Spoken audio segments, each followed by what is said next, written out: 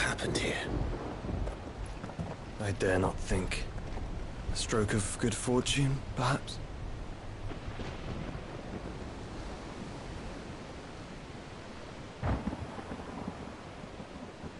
I hope you're right. So do I.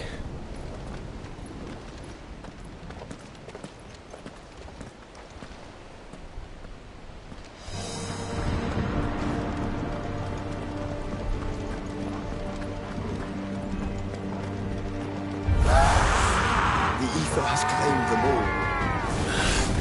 Let's see that we're not next.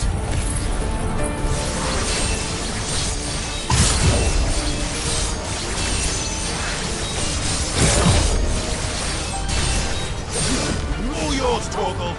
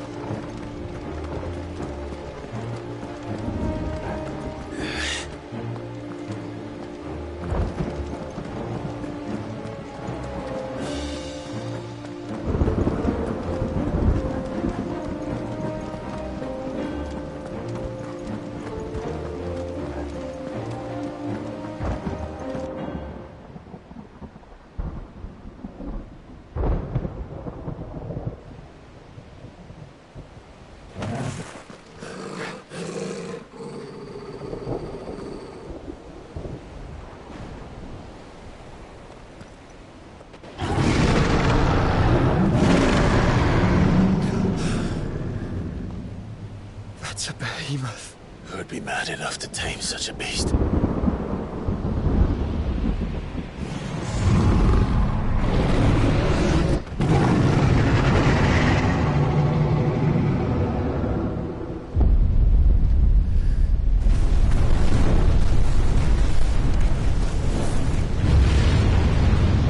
Stand back.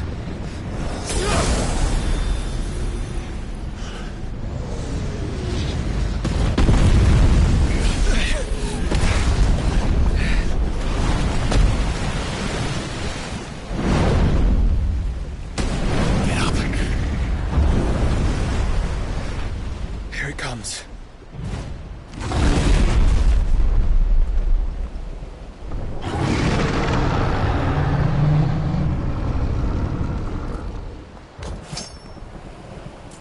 Well, what are we waiting for?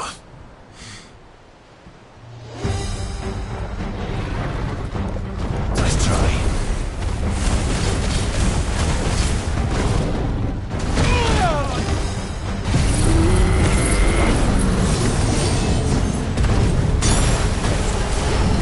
Thanks, boy.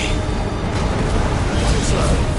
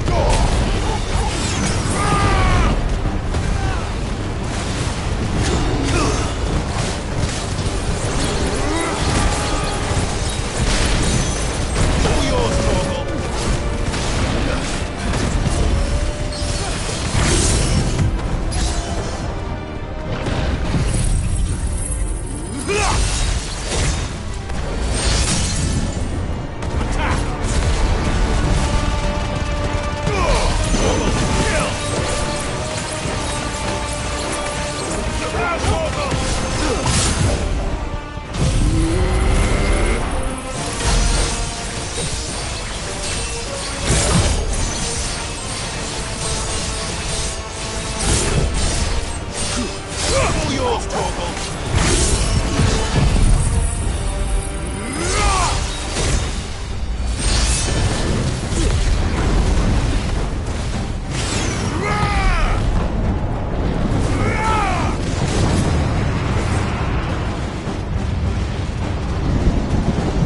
No! Stand back! I'll conjure a ward!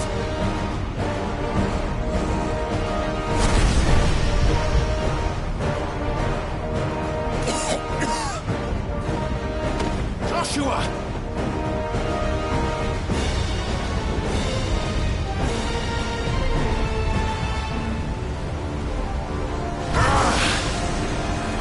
Desperate times. Clive, no! Trust me. Home your shield, remember?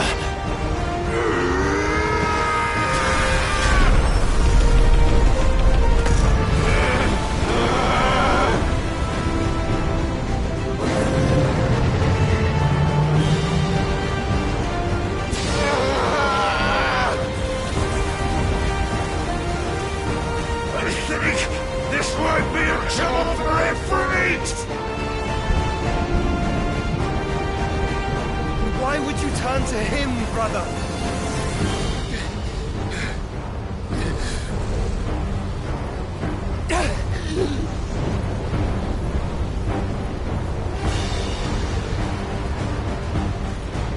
When we fight together.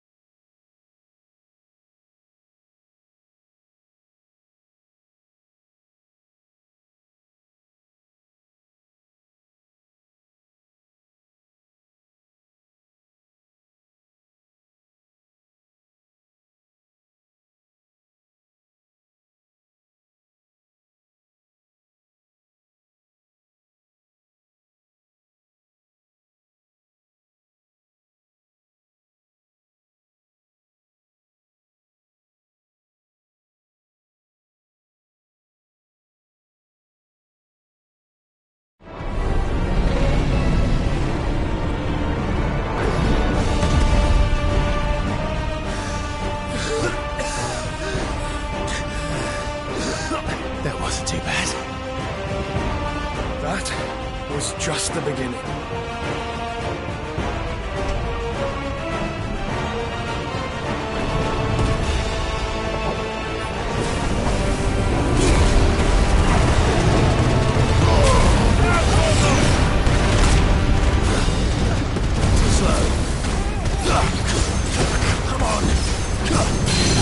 Kill!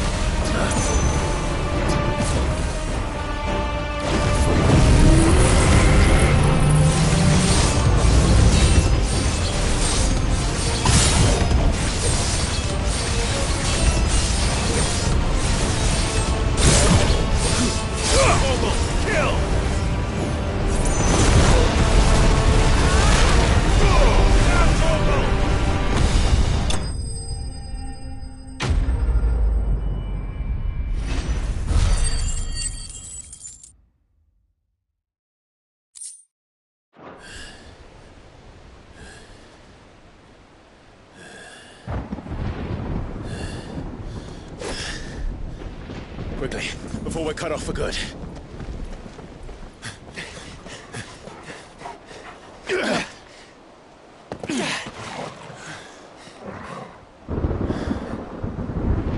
If it is like the others, the entrance to the inner sanctum will be at the foot of the crystal. We're almost there.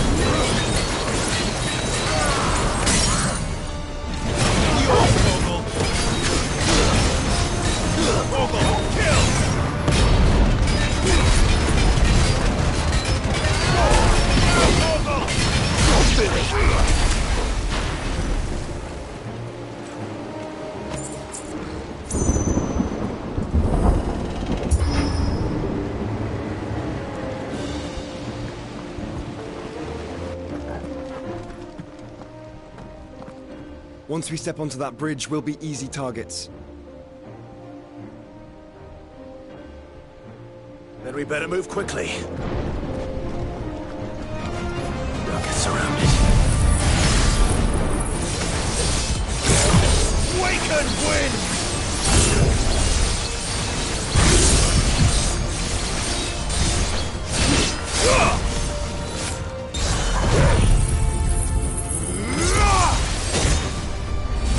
It's over!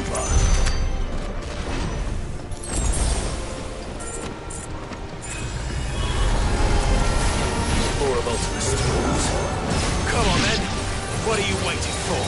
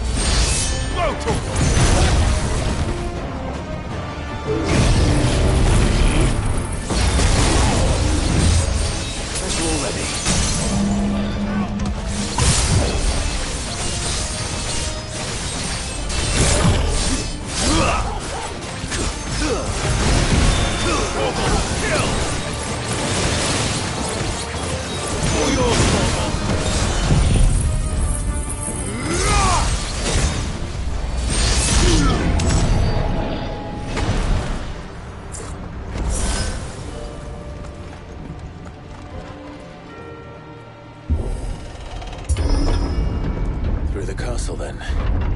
I don't see any other way.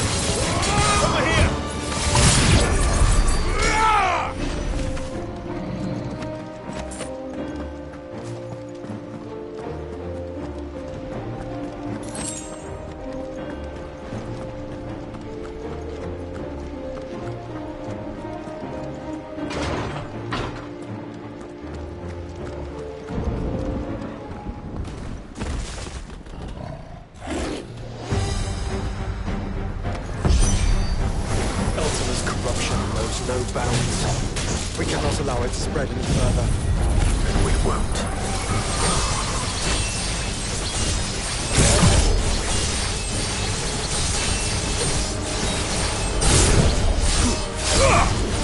Fire and flame!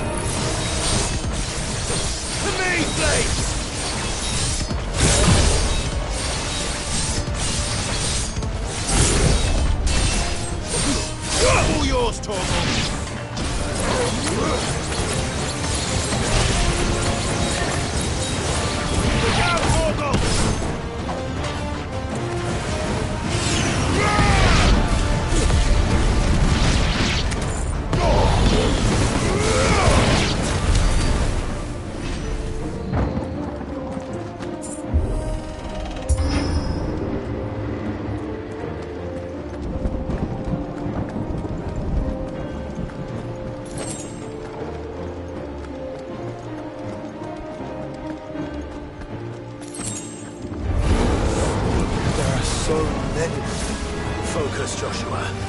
We're not done yet.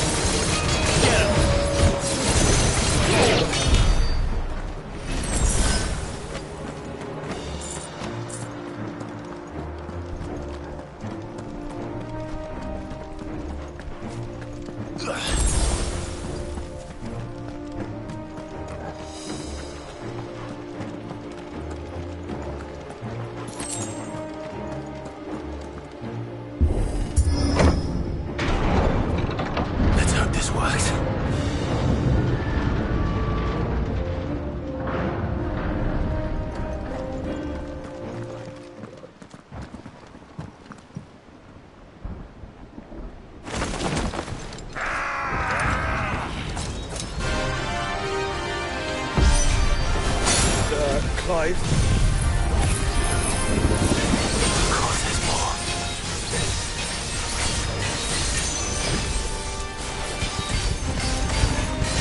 There's always fucking more.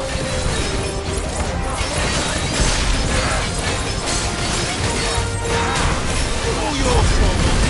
Rest. Torgal, kill!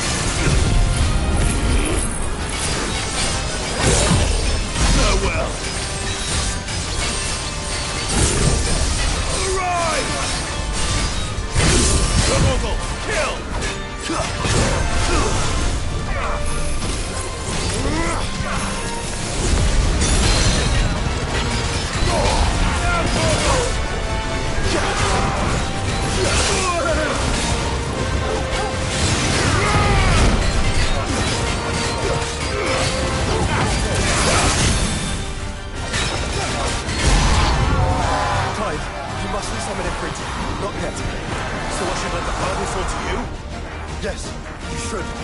Save your strength for the Mother Crystal.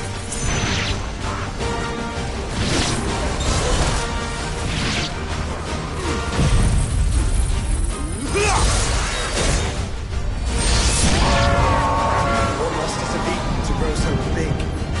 You don't want to know.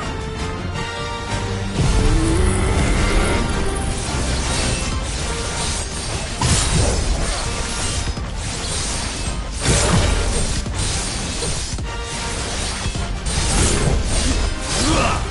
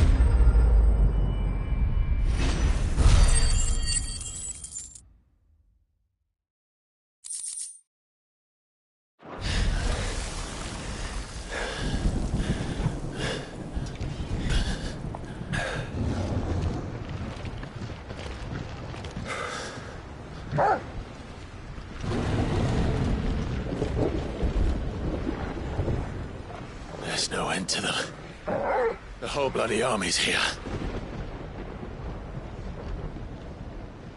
Stand back, Joshua. I'm summoning Ifrit. Stop, Clive! You mustn't.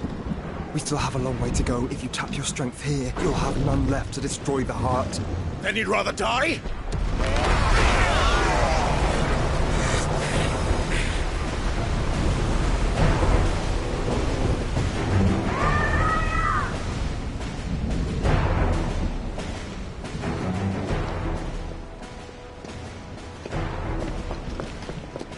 Jill!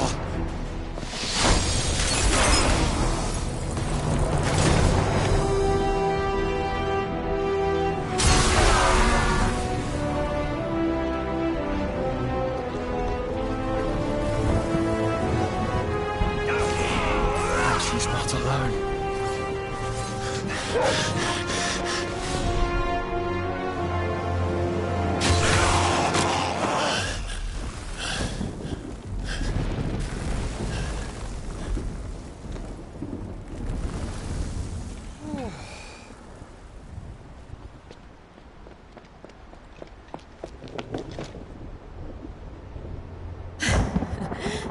Surprised to see us. How did you? Gav. He told us exactly where you'd be. Even sniffed out a crack in the castle wall. And when we saw the heavens come crashing down, we had no choice but to believe him. It's been quite a day. To what do we owe this honor? A debt I would see repaid. Prince Dion. It's good to see you well. So, this must be Ifrit. Your uncle bade me give you a message. Listen to your heart. It will guide your steel true. Your father would expect no less. That is all. Thank you. For everything, Your Highness. Dion, please. You do realize the only thing we've freed so far is this wall from its foundations, right? Now, if your lord and ladyship's quite finished... Well said, Gav.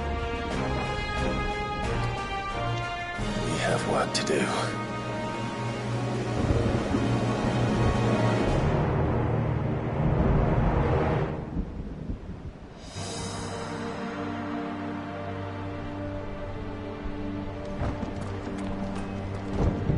I don't suppose there's out I can say to make you change your mind.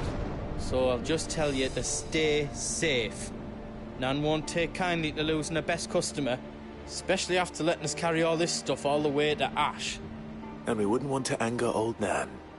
You mean, you'll buy some off us? I've got some good stuff for yous.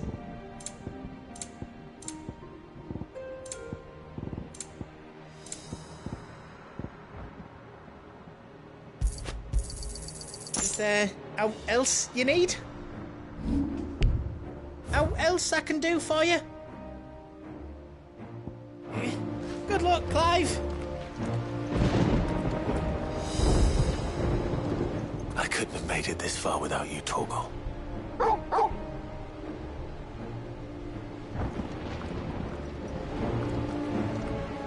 Each parting brings the hope of reunion. I missed you, Clive. I missed you too.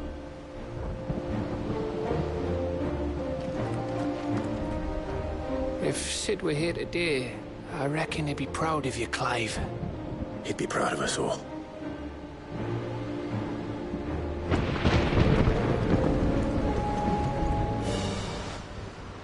There is still much I would learn of your tale, once this day is done. Until then, all who might come between me and such knowledge shall answer to my spear. I do not envy them.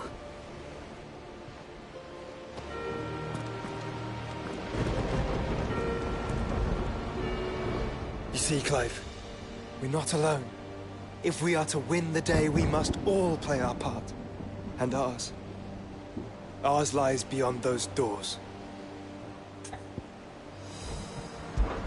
We fought long and hard for this moment. Cid's dream. Our dream is within our grasp. We need only endure this final trial, and we shall. Together.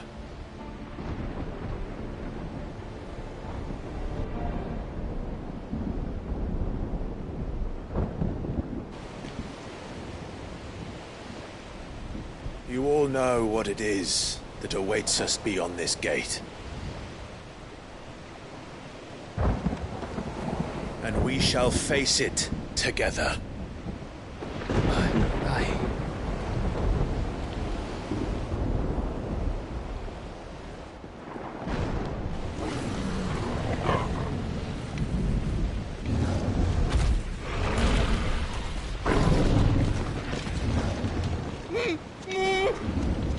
It seems our host would rather we remain.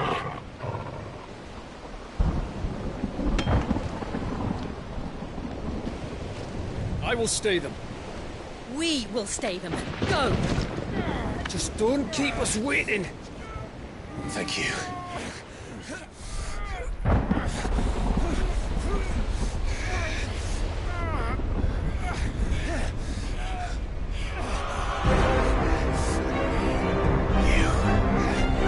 Welcome, sons of fire.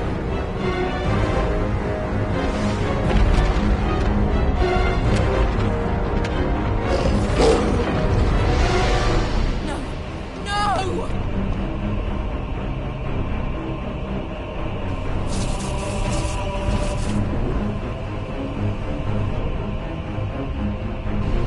Come back. Towards!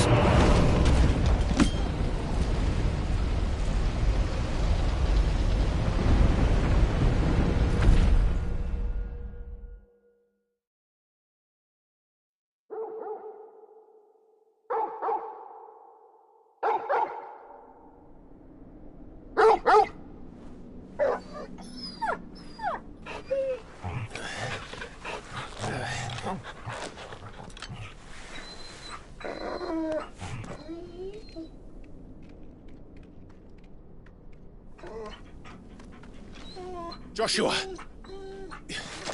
Joshua! Wake up! Clive, is that you?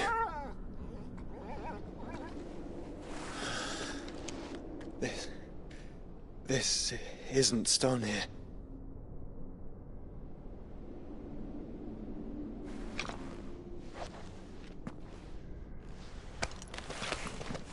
Welcome to our darkness. A rift between worlds wherein your kind might reflect. Show yourself! Grave and many are the sins of man. And we would have you know them. All of them. As fate has seen fit to deliver you home, consider this our welcoming gift.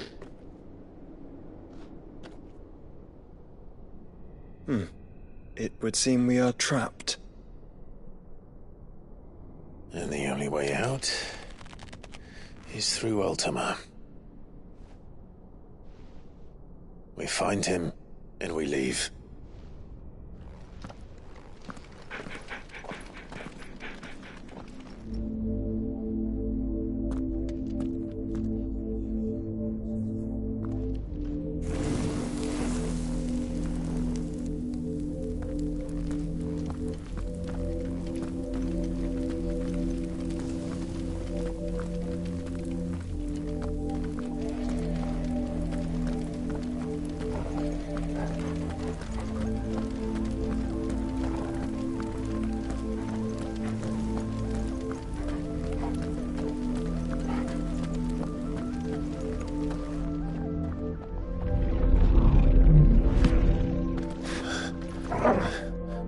If you are to comprehend the full extent of your transgressions, we must go back to the beginning.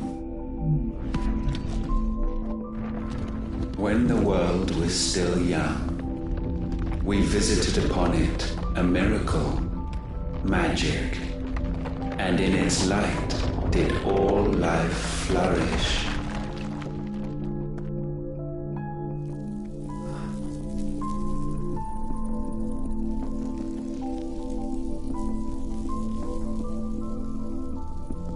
Yet the price for this boon would prove heavy. A pall descended upon the land, painting the horizon black as night. Though we labored to forestall its spread, in this one endeavor we stood powerless.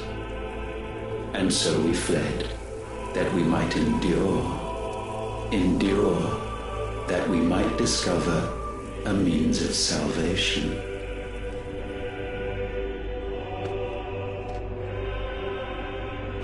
But if it was magic that caused the blight, what of the mother crystals?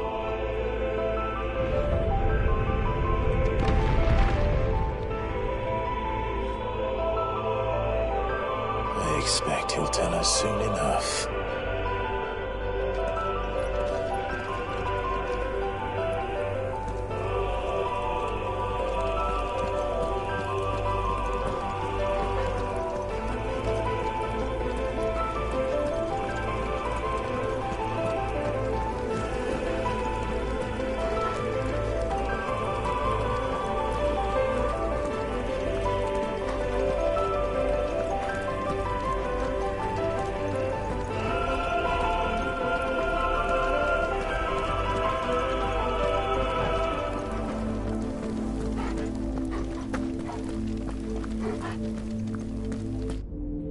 Salvation, alas, was not readily to be had. First, we would require a land unvisited by the stain of corruption. An unprecedented journey lay before us, one beyond the limits of our fleshly bodies, and so we cast them off. Thus, stripped to our very spirit, did we find our new paradise. A land as pure as driven snow, Valisthea. There would the true work begin, for the black crept yet behind us. And soon did we arrive at a solution, the illness having spread to every organ. There was but one escape from this fate, to start afresh. With a new world. The one for which Barnabas labored. A paradise free from the blight where his God awaits.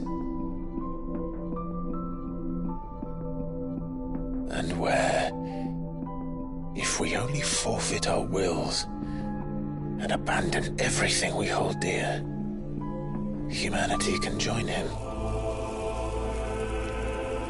So, Ultima would have us follow in the footsteps of the king. And follow we shall. For now.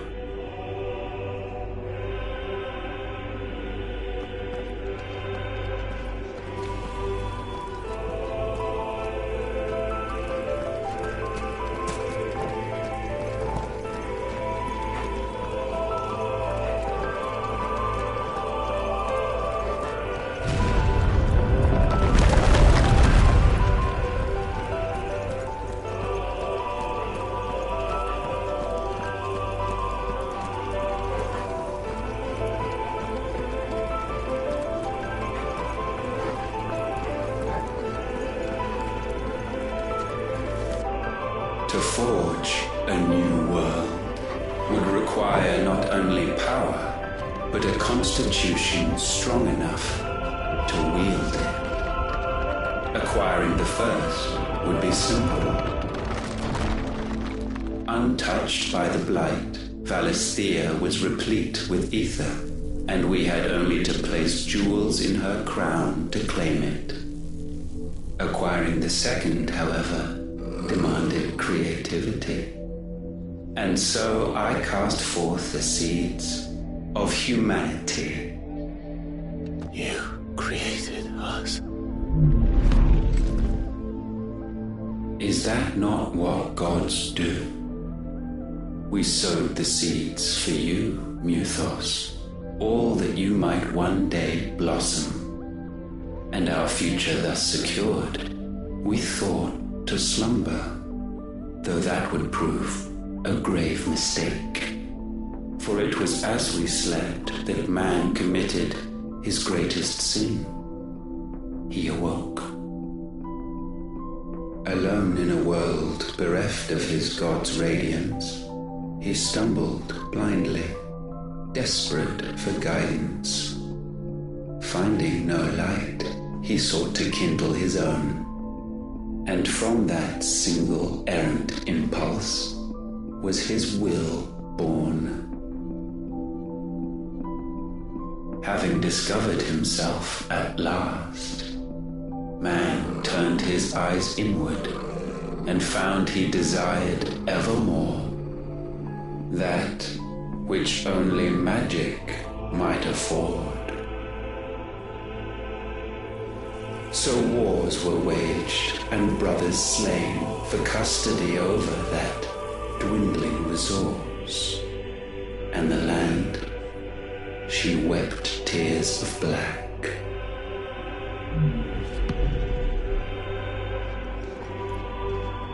He would condemn us for this. Surely he cannot be so blind to his own hypocrisy. Not blind, just unwilling to admit the truth. But we're one and the same.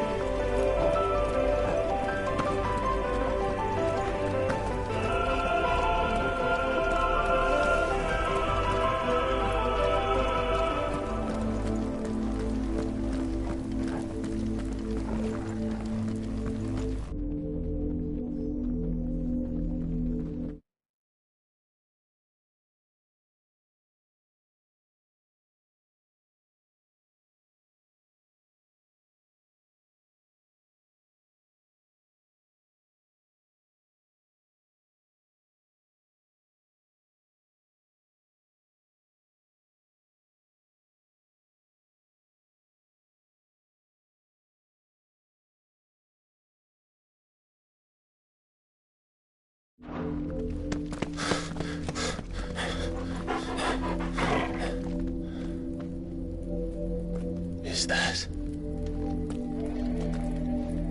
Ifrit, or what's left of him? Long have our ashes lain cold for want of a spark. Cast your eyes upon them and see what you must become.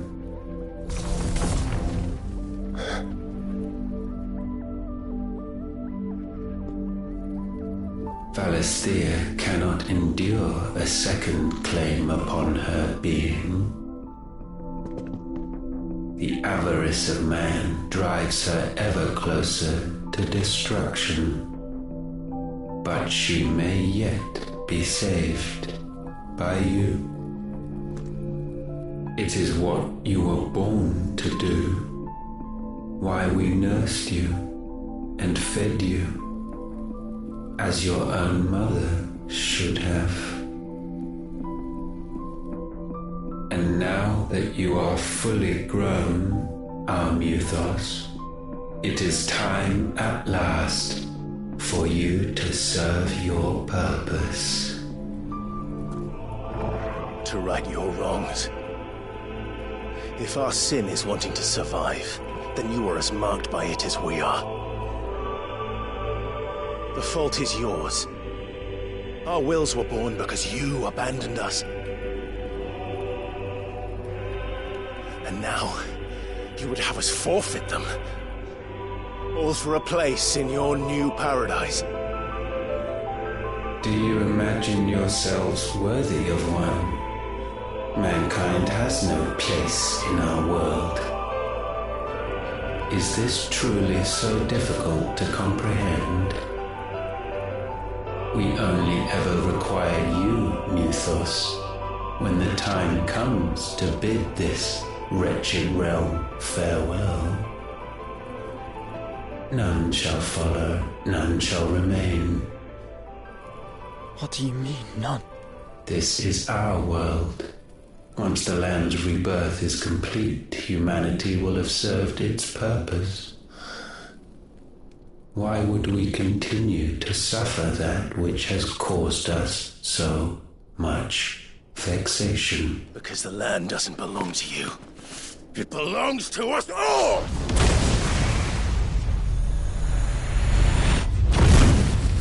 What? That is where you are mistaken. You own nothing but your precious will.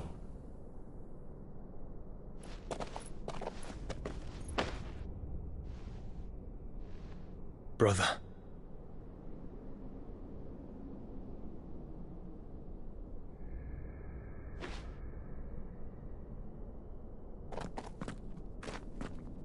I can't do this alone. And you don't have to. I grow weary of your dissent. Now you must learn that this master will not tolerate disobedience.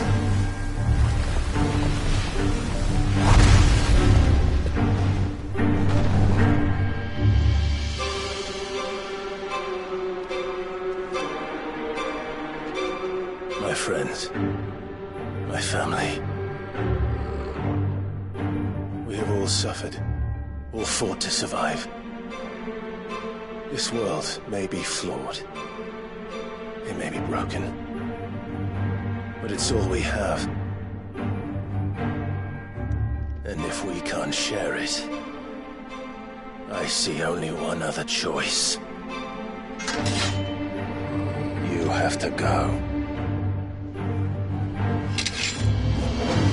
You may have created us, Ultima. But it's time we lived on our own terms. This isn't your world anymore.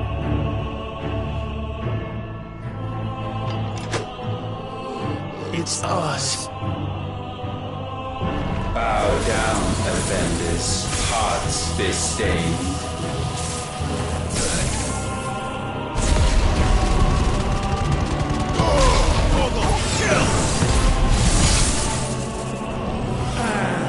Nice try.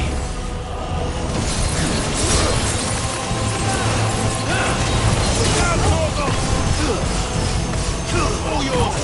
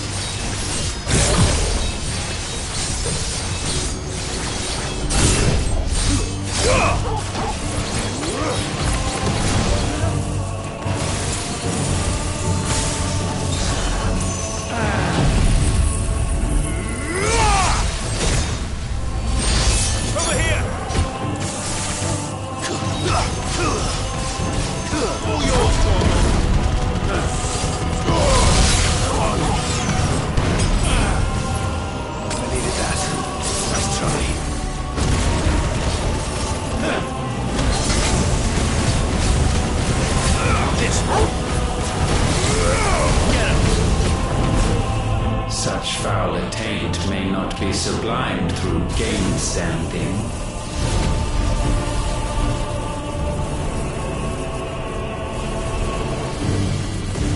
Only with heads hung low is penance paid. O wretched mortals, incapable even of contrition, in fitting season shall we reap our harvest.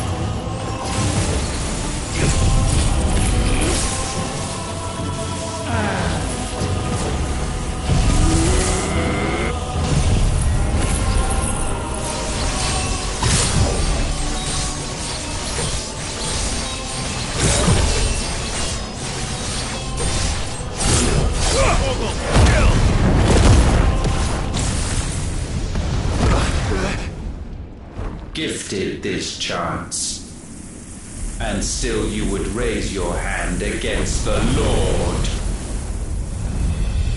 What now? The darkness bends.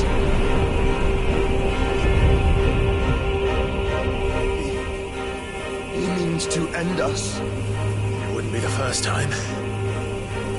But let's make it his last. Your fate is inexorable.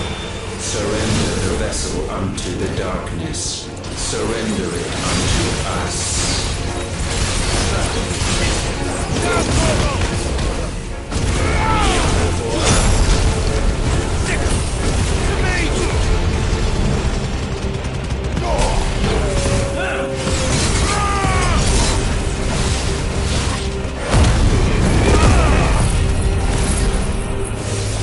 Foolish mortals.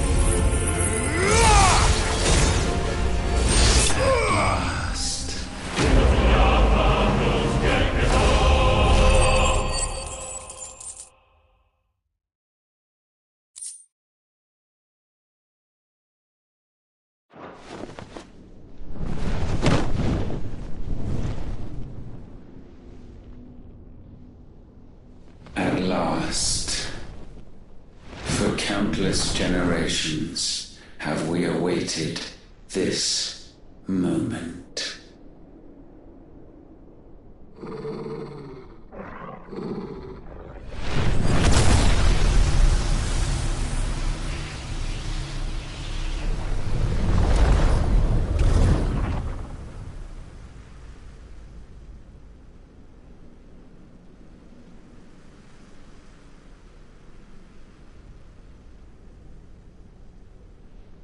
Your struggles have made you strong, yet your soul remains heavy with sin.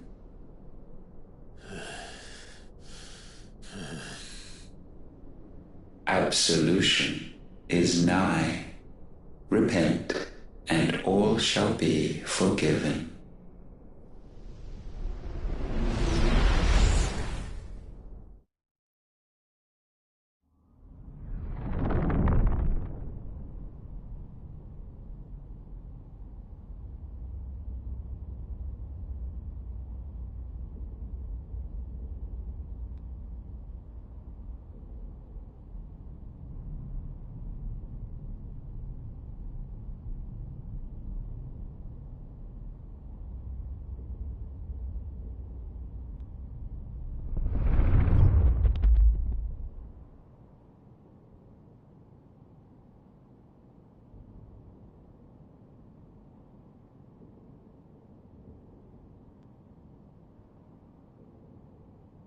Tell me, Clive, how many lives have you saved since taking my name?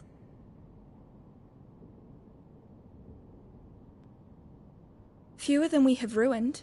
Wherever we go, we leave a sea of tears in our wake. These are the wages of your will, son. What good are our choices when all they ever bring, all they will ever bring, is death? There's no atoning, Clive. No matter how hard you try. So why not leave it all behind? Leave it all behind.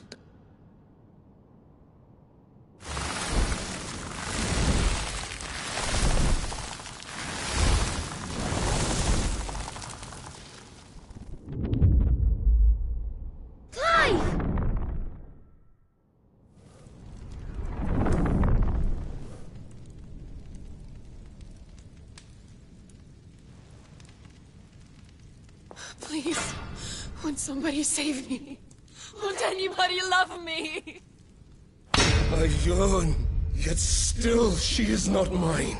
Have I not given enough?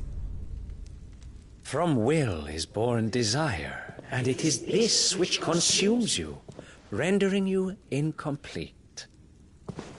Do you not see how the world bends and warps under the weight of your hungering hearts?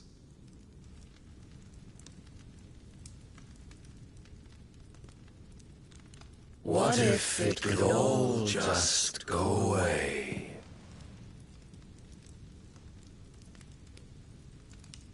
Just go away.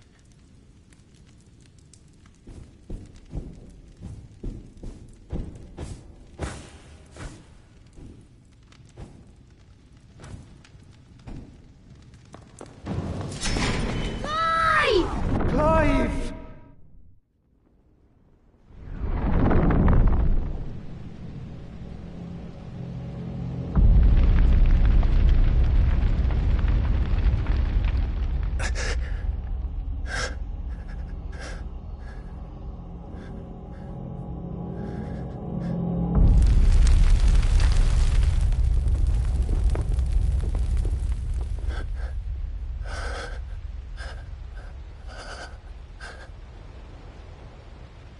None of this is real.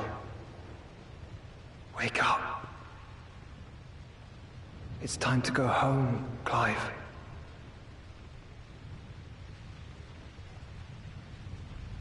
Clive. That's right. You're my brother.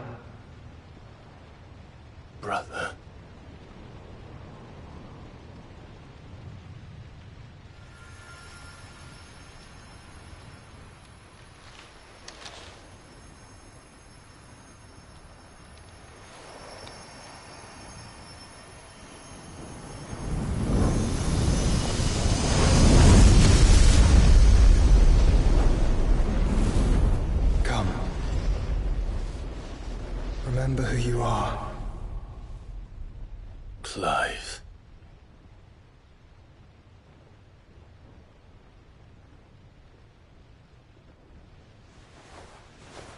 Once more, lest you forget.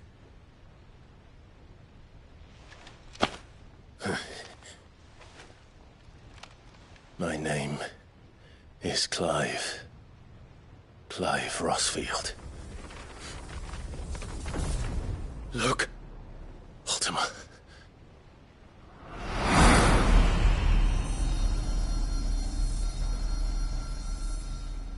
Even here, the light of the vessel's will cannot be quenched. And the Phoenix, his trespass should not have been possible. Not possible unless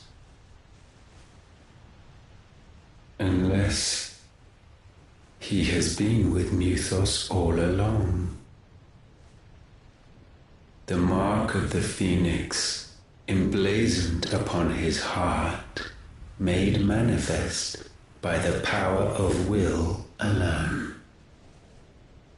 The power of creation. Can it be?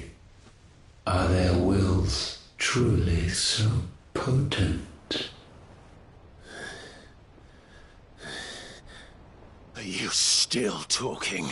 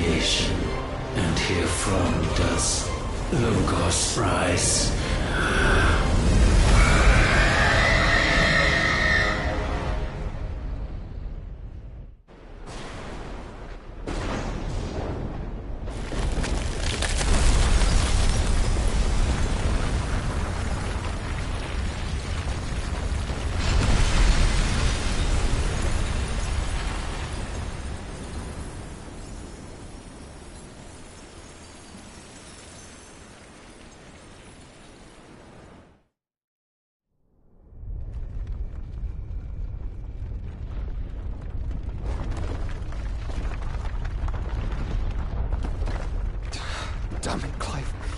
Wake up.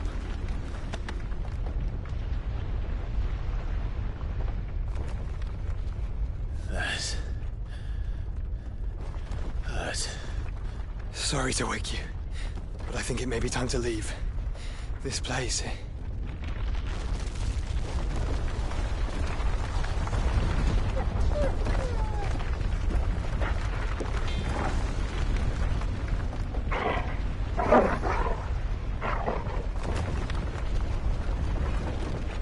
Once again does my creation stray from the path laid before it.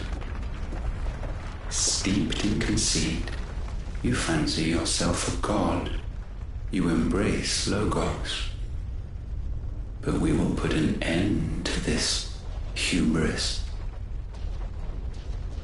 What are you talking about? In the halls of origin does our true power quicken.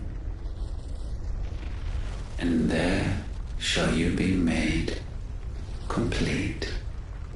Soon, Muthos, soon you will discover how little you know of suffering.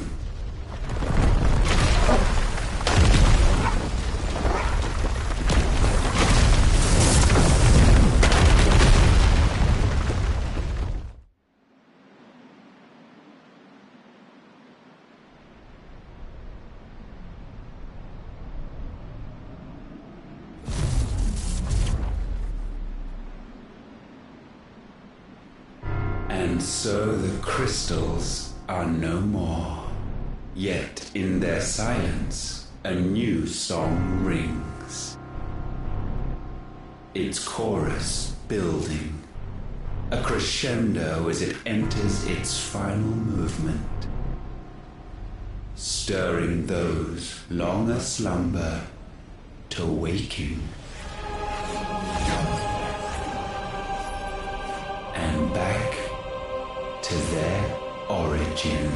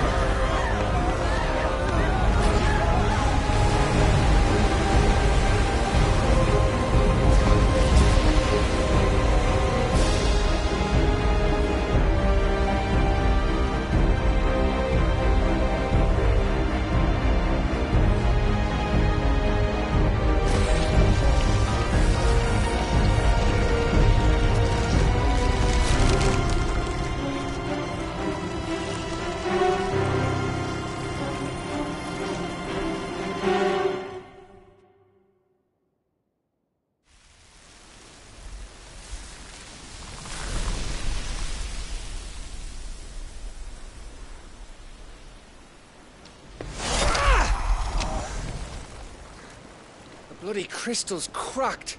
So where the hell are they?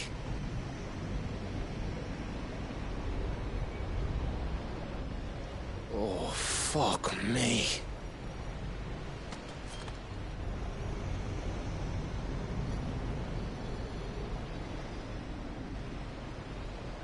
Is that ether?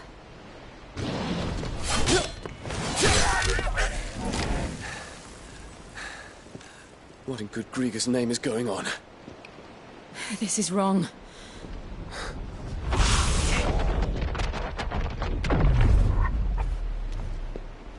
Are we back? Clive! Joshua! Jill!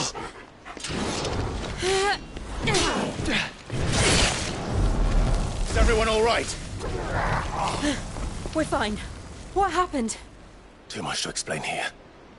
Mate! We're leaving! Now! Everyone, fall back to the ship!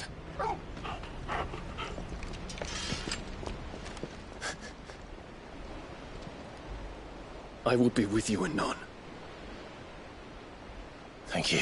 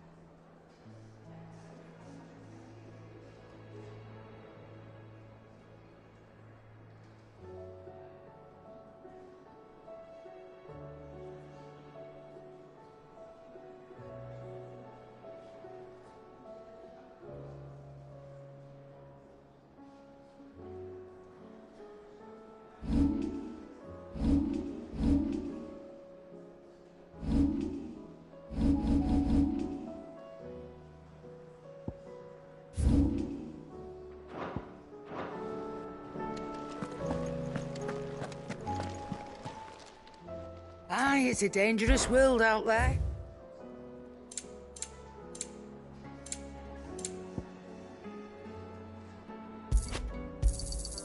You're rubbing me blind, you know. You'll not find a better price than that.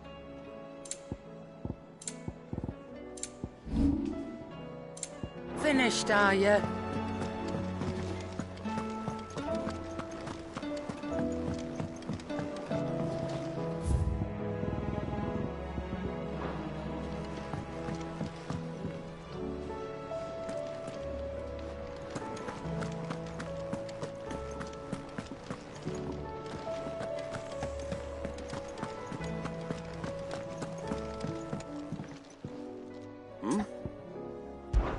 Clive, my boy! Rutherford informs me that we owe you our thanks. Hadn't intended for you to get involved, but such are the times we live in, huh? I would have done the same for anyone else. You're far too modest, Clive. You'd make a terrible nobleman. But tell me, is the realm truly in as dire a state as Rutherford suggests? From what little I saw, you were right to be worried. I suppose I should have expected the worst. But I was rather hoping the great and good of the realm might have things a little more under control. Alas, it seems that firm leadership is in short supply these days, and without it, the people are bound to lose their way. We must move quickly. But where do we start? True, the challenges that face us are many. But in my estimation, there are two key areas to be addressed before any other. The realm's armies and her larders. As you've seen firsthand, it's every man and woman for themselves out there. Certain cities have banded together to try and maintain some semblance of order, yes, but such cases are few and far between. And yet, the only remedy for the chaos that faces us is unity. A unity that transcends even the borders laid down by our ancestors. In short, if Storm does not stand together, she will fall apart. But how would one even begin to unite the realm? The armies, my boy. As I told you already, we begin by restoring order among the ranks of those sworn to maintain it. Sadly, I doubt I could convince even the lowliest gaggle of privates to dig a latrine together. But I do know someone the High Commanders have been known to listen to on occasion. Field Marshal Eugen Havel. I thought he was retired. He was, until an Akashic army tore through Randalar and killed most of the rank and file. There is no man alive more capable. Literally. And as luck would have it, I've already spoken with him on the matter. Of course you have. And he's agreed to help. On one condition. That he first speaks with you personally. Havel has always been a man of frustratingly rigid principle, and he has certain qualms about clasping arms with, well, with an outlaw. I extolled your many virtues as best I could, of course, but the old goat was adamant that he be allowed to appraise you in person. You don't mind, do you, my boy? Of course not. As long as chaos reigns, we will never build a better world. I'll do whatever it takes. And if the Field Marshal wishes to speak with me in person, then so be it. That's the spirit. I'll leave for Randalar at once. Would you send a Stolas? Of course. Rutherford is already in the Dhalmekian capital. I'll have him tell Havel to expect you forthwith. Excellent. Thank you, Uncle. No, thank you, Clive.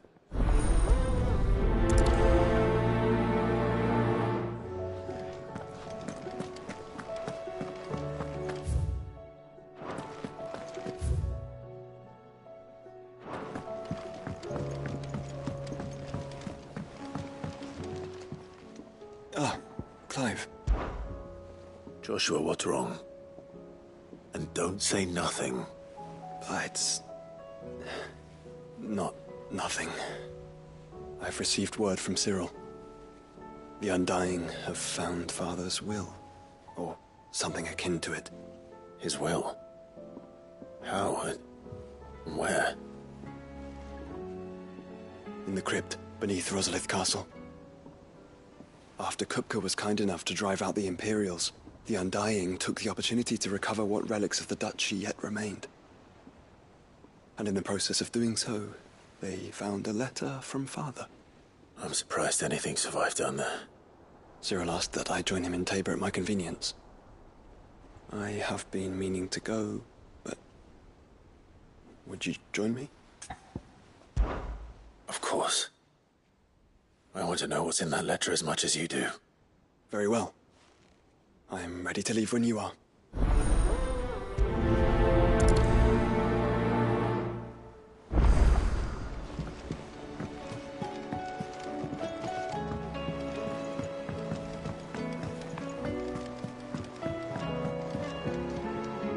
Cid, do you have a moment? By all means. It's my old master. Seems there's no escaping her. She found some way to send me a letter. And something else. Records from a Waluda prison. Seems they were keeping a lot of bearers there. How did she come by such a thing? Finding bearers always was her strong point. And it seems the cells of Balmung Dark are full of them. Foreign captives, the masterless.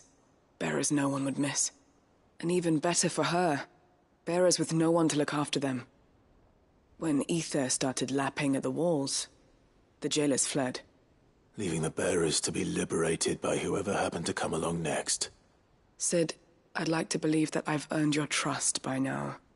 And while I'm well aware that you've forbidden Cursebreakers from traveling to Waloed, I can't let those bearers die in their cells. I'd rather risk shipwreck on the Shadow Coast than leave them to starve. We'll be needing the Enterprise if we're going to navigate the Narrow. Does that mean... I'm making an exception, but we travel together. And we stay no longer than we have to. Ash is an inhospitable place at the best of times. We save as many as we can, and we leave. Thank you, Cid. There was a name in the prison register. A name from my past. Chadwick. Another of my former master's protégés. A gifted soldier, and the closest thing I had to family.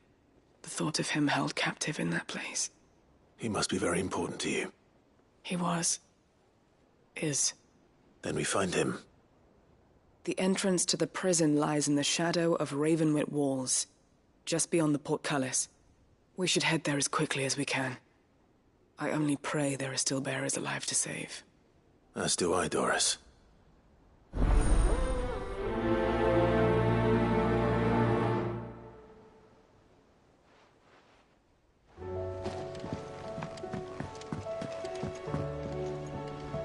Cid, I was wondering if you could help me.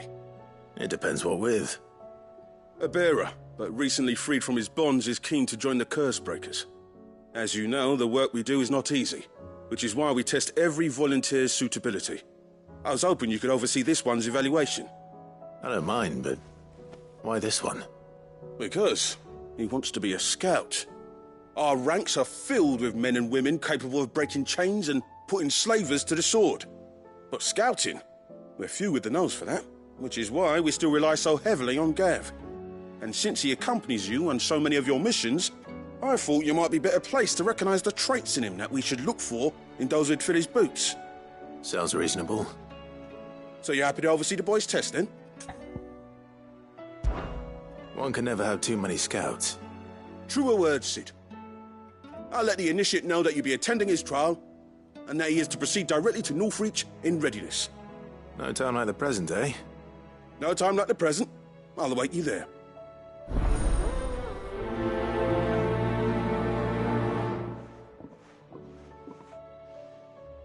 Northreach. I don't suppose they could have chosen somewhere closer. Vivian, I read your note, and I'd be happy to help you find the book you're looking for. Thank you, Clive. But tracking it down will not be easy. Are you sure? Please. You have always granted me your wisdom and insight whenever I asked. It's only right that I return the favor. Or at least attempt to. You are too kind. Alas, what I ask of you is rather more trying than delivering the odd lecture. I spoke with Harpocrates to see if he had any inkling as to where another copy might be found, but... But perhaps it is best that you hear the details from him. If you say so. Forgive me, Clive, for asking this of you. But this book, it set me on the path to becoming who I am today. Its importance cannot be overstated.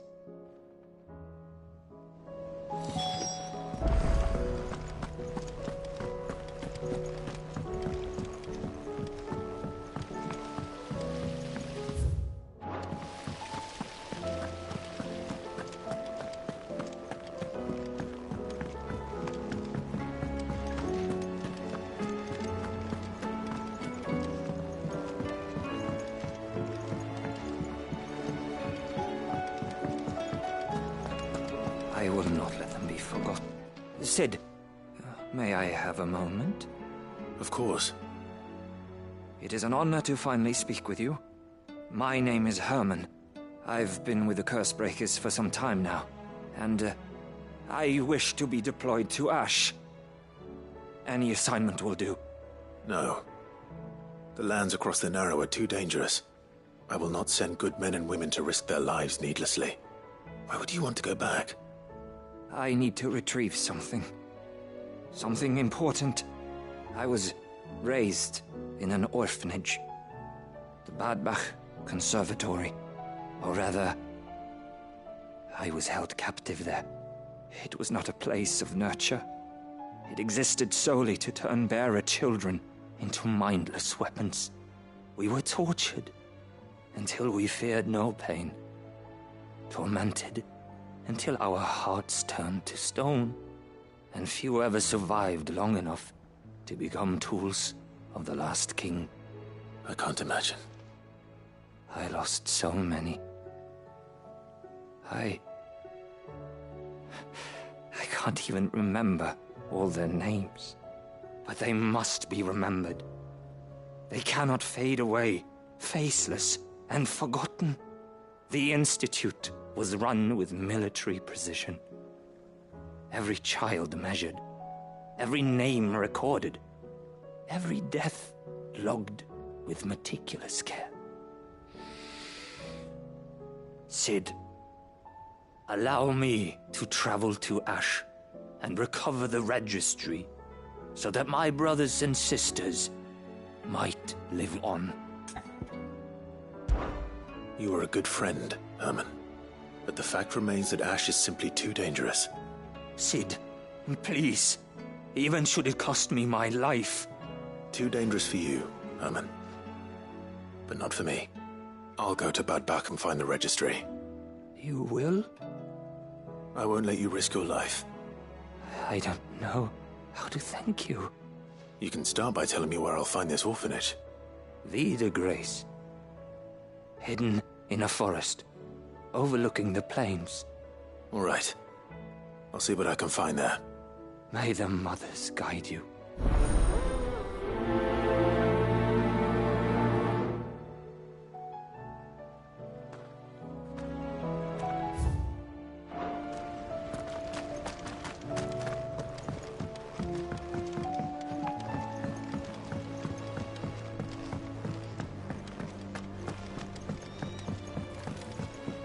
What do you think happened to Miss Midadol? I heard...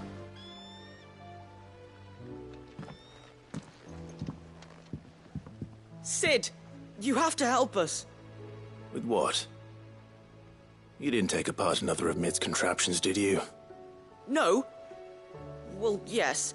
But that's not what we want to talk to you about. It's Miss Midadol. She's been acting strange. Very strange. She's barely ever around. When she is, she acts like we aren't even there. Her head's in a crowd. In the clouds. That's what I said. In the clouds. Well, she does have a lot on her mind. When did you last see her? Not long ago. Right after she got back from saving you from Stoneir. Then it's probably just about the Enterprise. It did take quite a battering on the way there and back. You didn't break it, did you, Sid? You really should be more careful around Miss Midadol's inventions. Don't listen to her. Even if you did break the Enterprise, you could put it back together, couldn't you? But who's gonna put Miss Midadol back together? She seems really sad.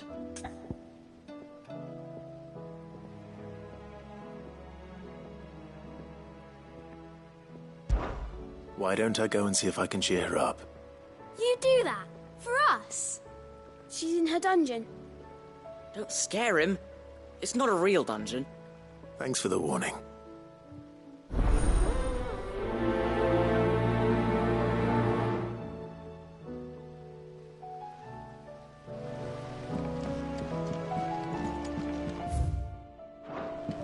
Has Midadol mentioned a new project yet?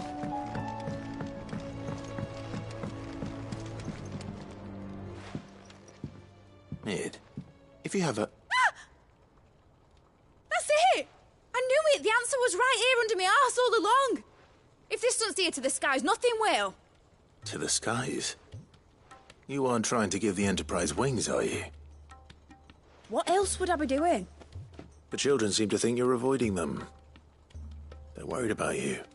Is this really so important that you need to shut yourself away from everyone? The Enterprise is already the fastest ship in the realm, and that's with the sea beneath her. But what if she weren't bound to the waves? What if she weren't bound to anything at all? It's not fair. The gods get the skies all to themselves, so I'm gonna do something about it. The Fallen had their chance, but they relied too much on magic. And see where that got them? But not me. I've discovered how to do it without. Well, almost. First I need to make a prototype. And is that a one-woman job? Are you volunteering? I'll have you know the Enterprise is my baby. But if a godfather's offering to lend a hand, I'd be happy to take it. First, I'll need oil, and not just some old drippings from Miss Molly's spits in the Tub and Crown. Refined stuff, like they make in Ordil. Then I'll need some bone, or shell. Light, strong, preferably no longer attached to the beast it belongs to. If it's beast bones you're after, I'm sure the Cursebreakers will know where you might find some. No, they'll know where you might find some. You're the one who offered to help, remember? I should speak with one of the Cursebreakers before I set off for Old Hill. See if I can't find this bone while I'm there as well.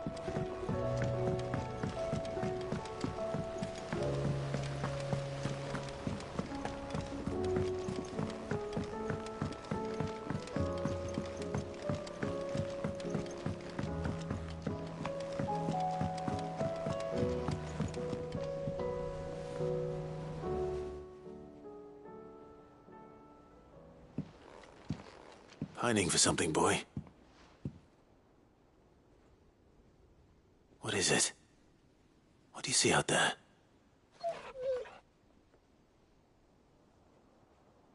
I never did ask where you got that anklet of yours. From Sid, that's why. On the day he brought him home. That long ago? And you're only thinking to ask this now? Sid saw that the pup had a habit of gnawing on his leg, since you ask. Clap that there iron on him to keep him from doing it. What was wrong, boy? I'll take like as not. Must have been hard on the poor whelp losing his loving masters at such a young age. Doubly hard in being a frost wolf, torn away from his icons and all. Sid would always tell him, you want that iron gone, you find what it is you're looking for. I reckon what he were looking for was you. I'm sorry, Torgal. Sorry for making you wait so long. Let's get that thing off you.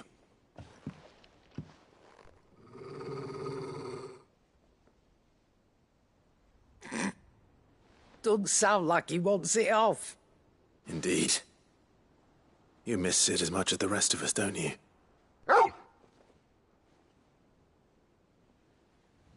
You want me to go with you somewhere?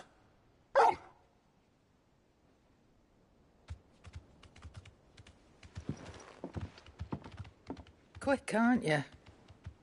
Glad you've been paying attention. Not nearly as much as you have, Lady Karen. Aye, good thing and all. It's not like Gav would have kept him in nuts and rubbed his belly these past 10 summers. Your kindness is appreciated. You've been a good friend to him. Only because he doesn't talk back like the rest of you. Go on now.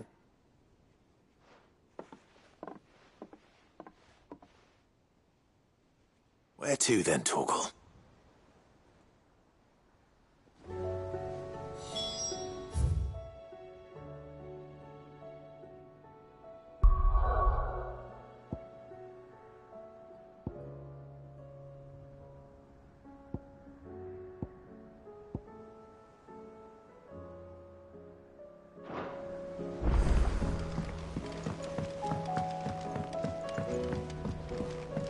Say what you will, Lady Karen has seen herself.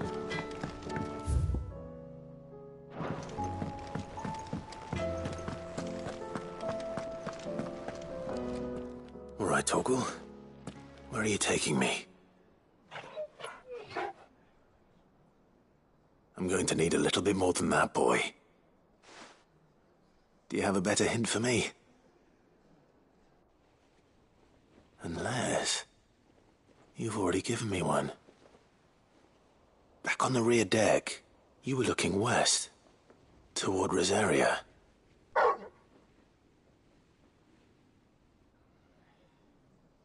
Why don't we try the rookery?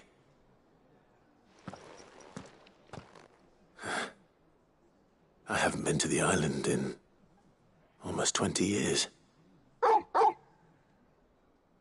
To Port Isolde, then. Fingers crossed the old mooring is still there.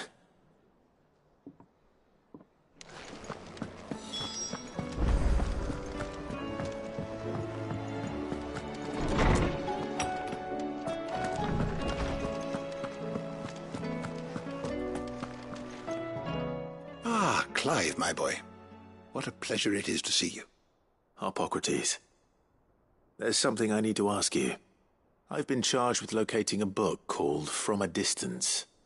Then you seek a rare gem indeed. One whose name I had not thought to hear from your lips. You've been talking to Vivian. Right as always. But she didn't seem keen to tell me very much. I take it she didn't like what you had to say. And yet I gather it did naught to dissuade her. Clive, if the young professor has tasked you with obtaining a copy, I fear she asks the impossible. The executors would not allow it. The executors? Coveters of Secrets. A clandestine organization committed to the collection and intenebration of forbidden texts and technologies.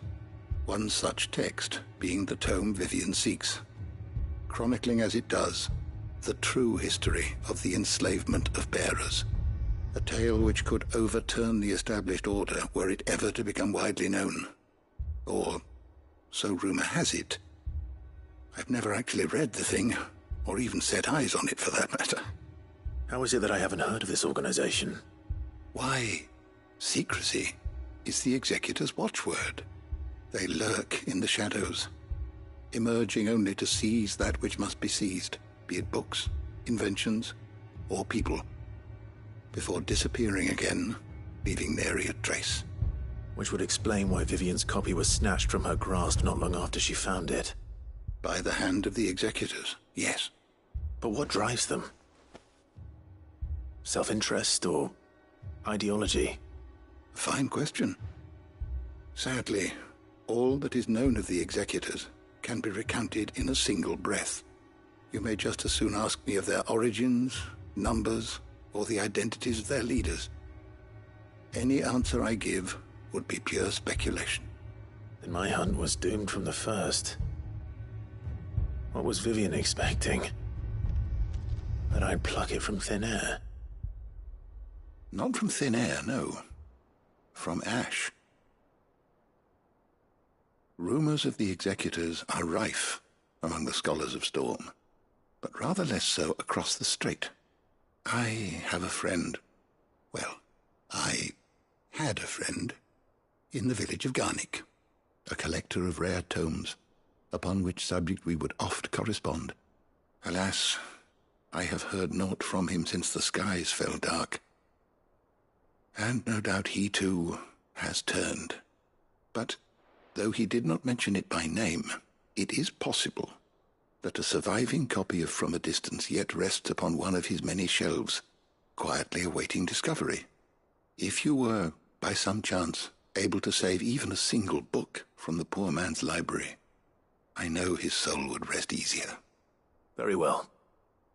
When I next find myself in Waloed, I'll be sure to pay Garnick a visit.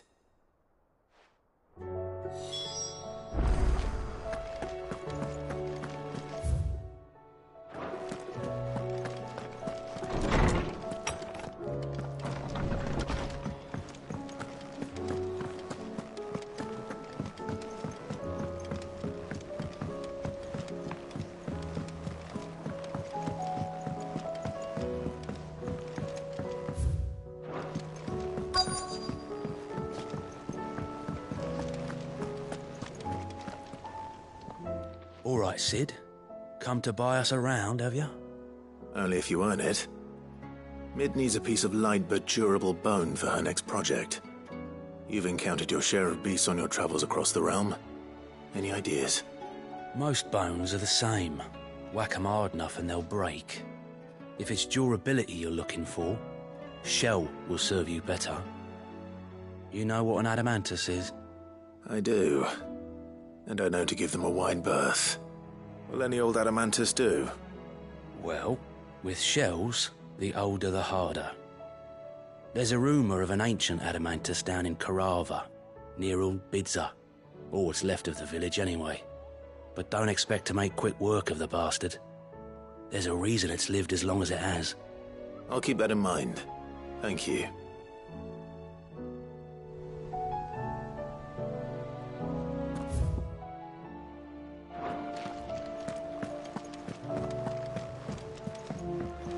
What will it be today?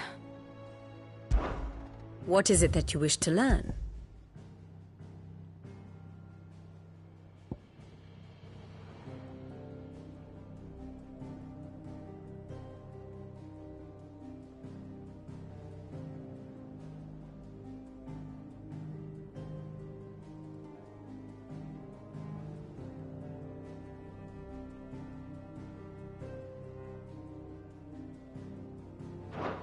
Study it well, Clive.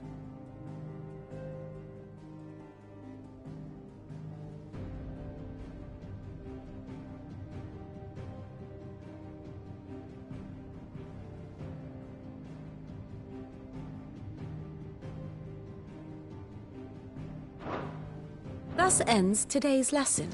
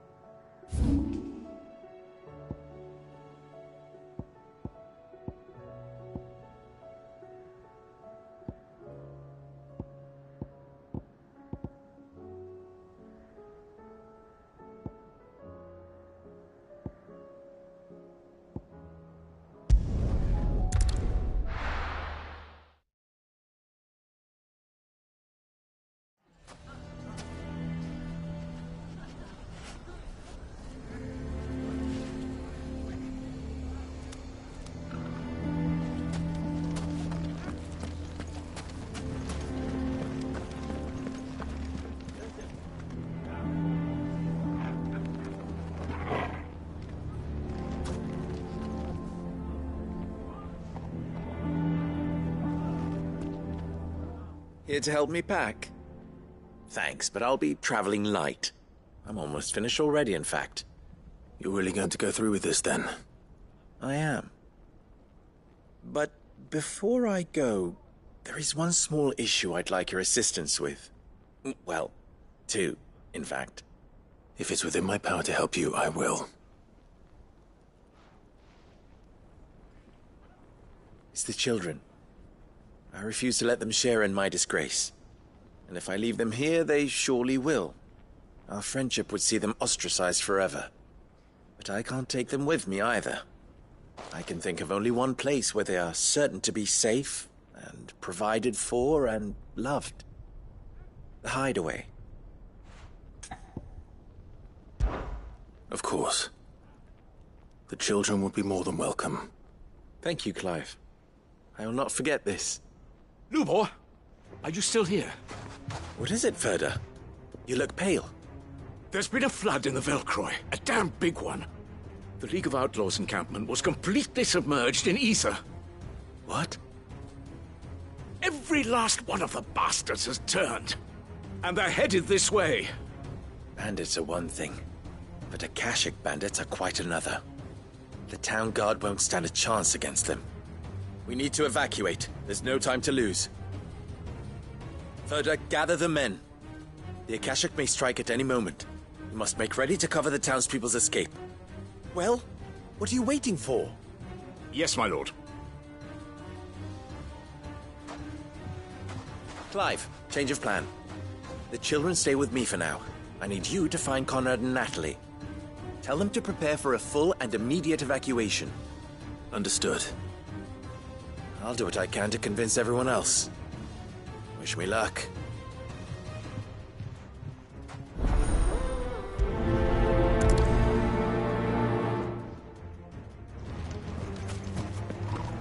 What's an Akashic? You have to listen to me. They're coming. Why do they always have to make such a fuss?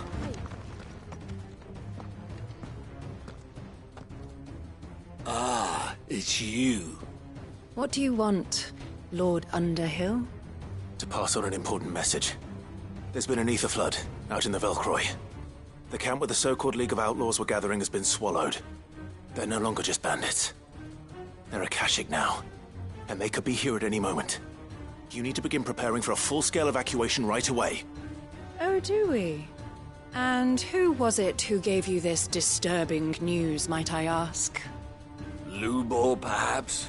The man spreading the same poison out in the square as we speak. You may believe his lies, my lord, but we know better. But why would he lie about something like this? Some twisted attempt at revenge, perhaps. If he had not been unmasked, he may well have been elected our leader. A great honor for one of his kind. One he might well feel aggrieved at having been denied. Lord Underhill, forgive me, but it has become all too evident where your sympathies lie.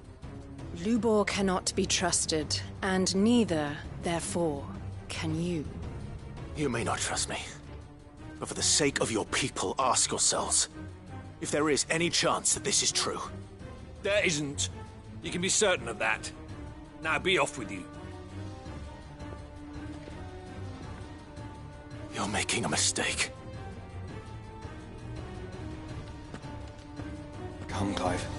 If our words will not move them, then we must find another way to help save the town. You're right. Let's speak to Lord Ferda. I think we'd better shut up. What's Lubor raving about now?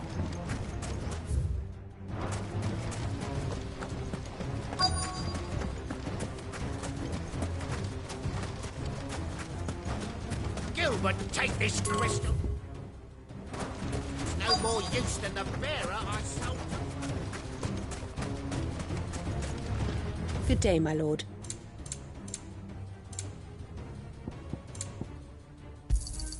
An excellent choice.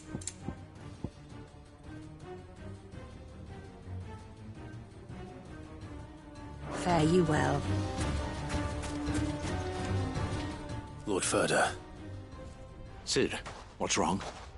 I went to warn Conrad and Natalie about the Akashic, but they wouldn't listen. They've convinced themselves that nothing Lubor says can be trusted. The bloody fools.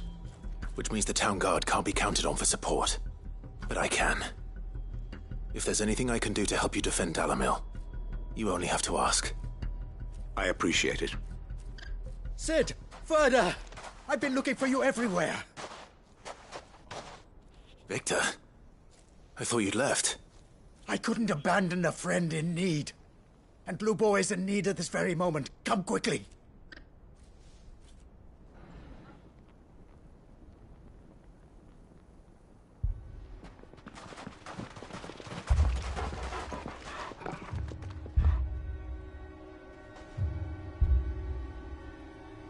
You have to believe me! The Akashic are coming! They don't eat, they don't sleep, they don't tire, and they don't care who they kill. They're unlike anything that's come before. There won't be no parley, no mercy granted!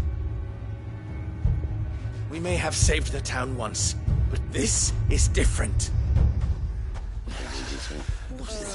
I do not ask that you forgive me, but please believe me. If you do not run, you will die. You will all fucking die!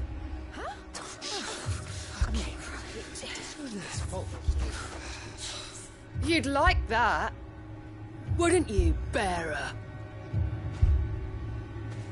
Yeah, with us out of the way, your kind will be free to claim Dalamil for yourselves.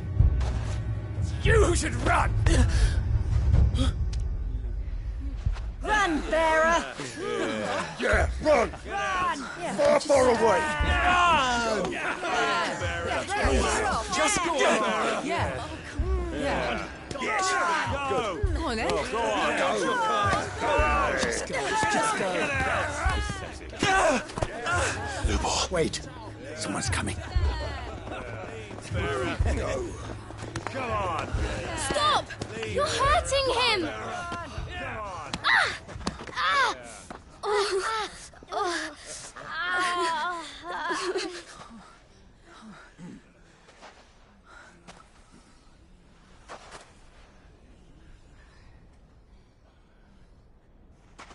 What did Lubor ever do to you? He solves all your stupid problems, and he keeps all of you safe. You know there's nothing he wouldn't do for this town. Who was it who made that cleaver you use every day, Conrad? And what about your counting table, Natalie? Who fixed that? Whose men make sure the streets are clean so all your boots don't get dirty? Who spends all day, every day making sure things run smoothly round here? And none of you ever say thank you. Ever. But did Lubor ever complain? Well, does he ever stop smiling? He keeps this whole place going. And you act like it doesn't even exist.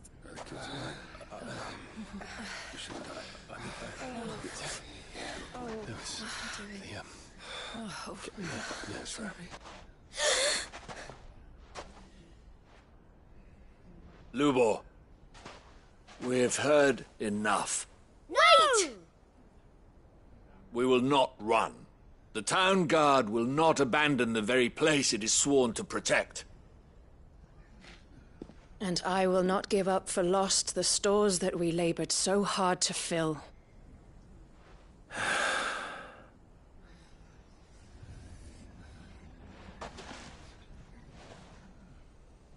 So tell us, how do you propose we deal with these Akashic of yours?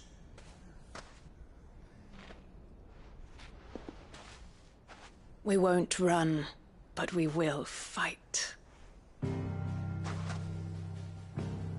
All right, then.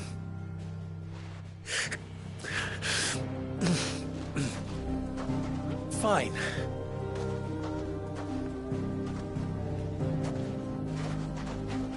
Gather round if you don't want to die.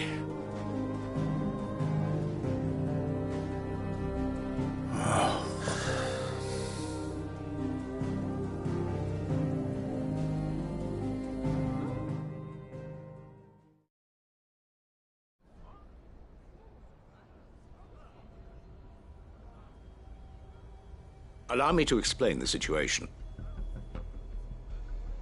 The ether flood occurred near the village of Cheratina, deep in the Velcroy. The place had been abandoned for years, until the League of Outlaws decided to make it their base of operations. Now they're all turned, and if the scouts' reports are correct, heading in this direction. They are mindless monsters, driven only by hate and rage. And they are utterly unpredictable. With the bandits, we at least knew how and where they were likely to attack. When these creatures come, Dalimil will have the bitterest fight it has ever faced on its hands. The town guard will muster at the north gate. The rest of us will take the south. Both forces will provide men to serve as scouts and messengers, ready to spread word of the size and nature of the Akashic Force as soon as it is spotted.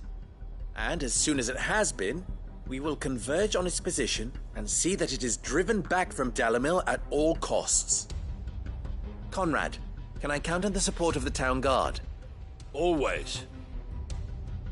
I leave the selection and coordination of the messengers in your hands, Victor.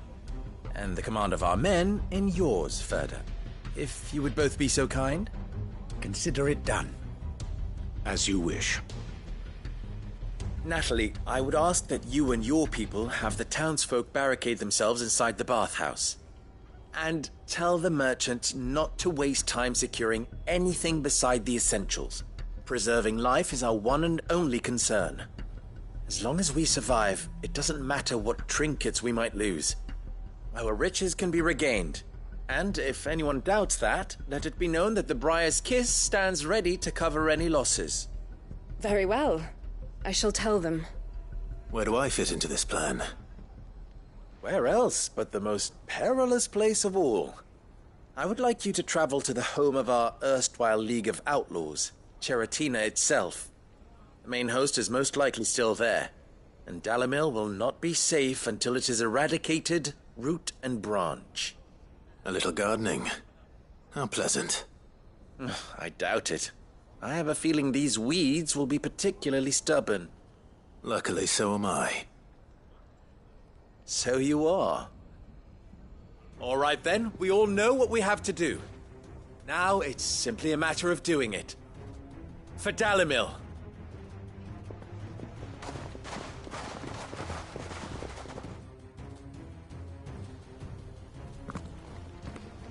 Looks like everyone's ready.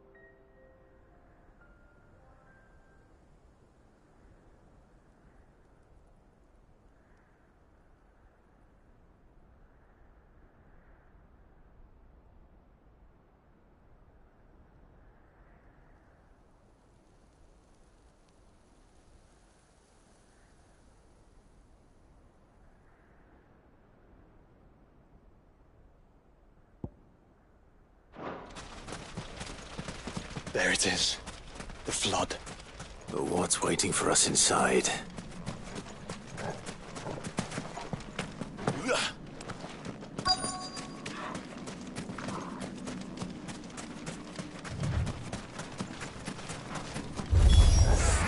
We can't leave a single one alive.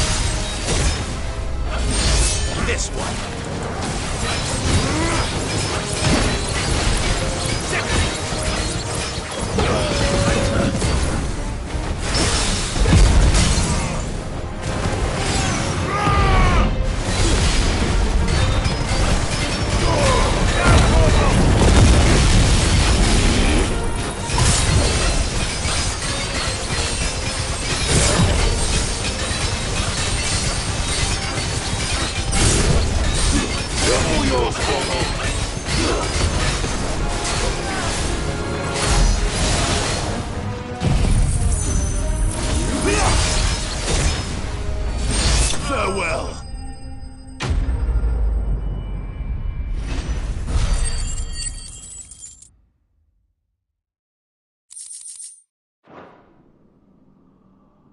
The League is disbanded. I should get back to Dalimil and see how the others fared.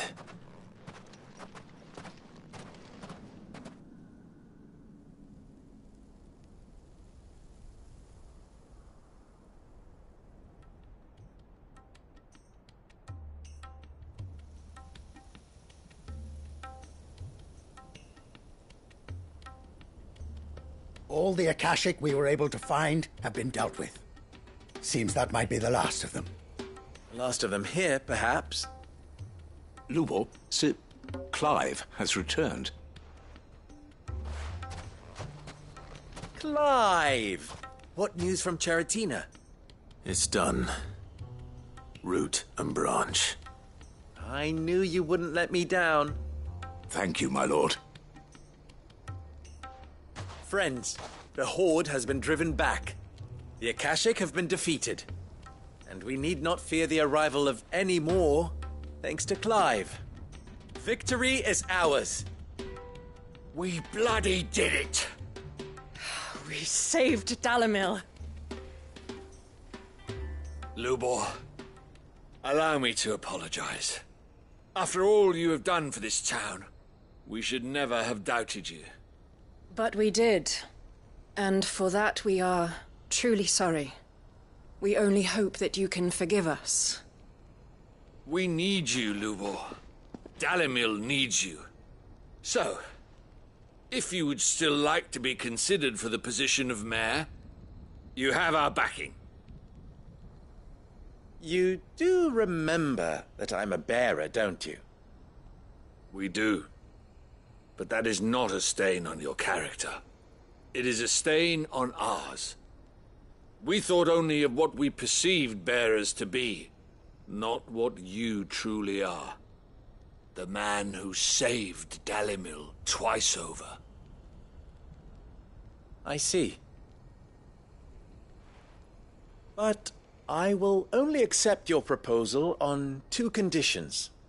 Name them. Firstly, that you will both do everything in your power to rally your people to my cause.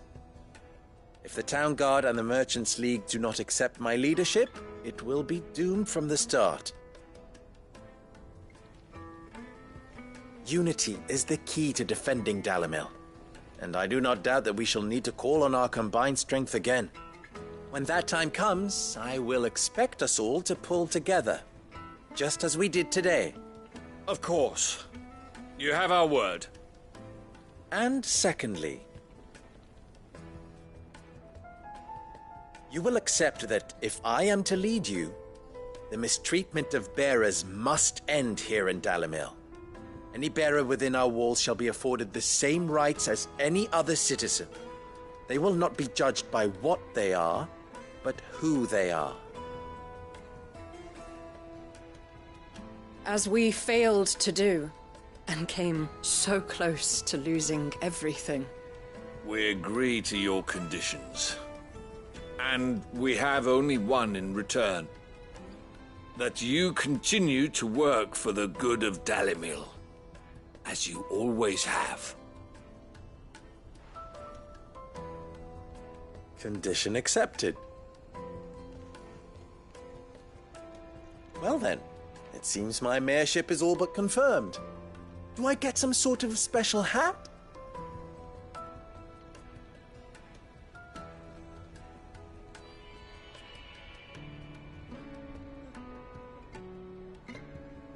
How fickle fate can be. Not so long ago, I had resigned myself to leaving Dalimil in disgrace. And now, I find myself her leader. Here. For everything.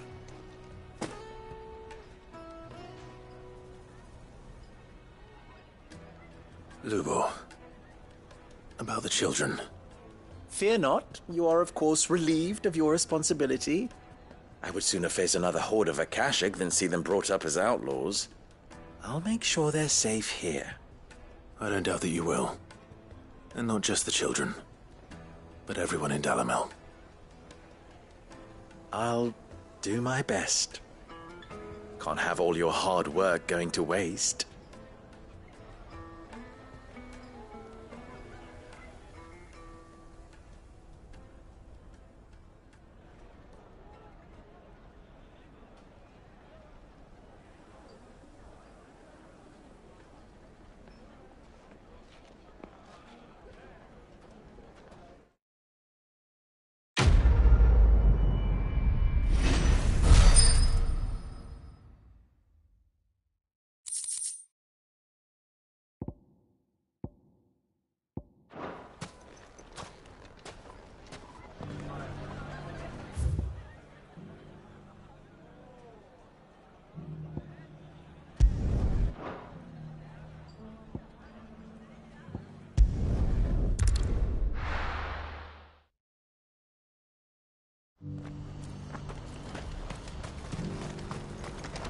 You won't find a finer array this side of the strait. Many thanks. Do you see that too?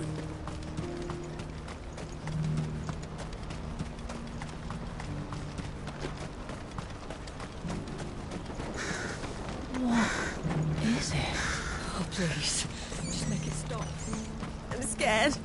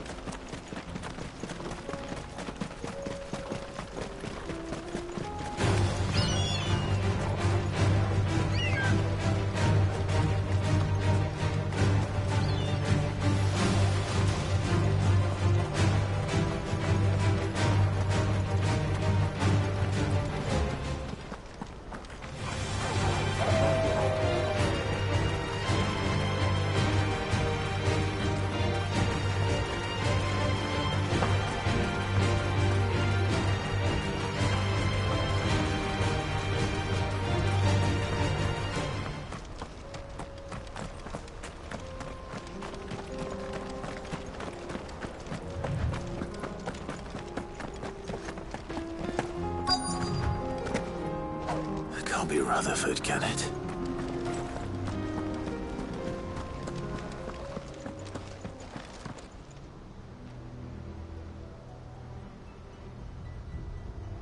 Turncoats and cowards, the lot of you! If it's a fight you want, it's a fight you shall have! Allow me. I don't need your... Please, Field Marshal, oblige him. This won't take long. You're right. It won't. Men, finish him.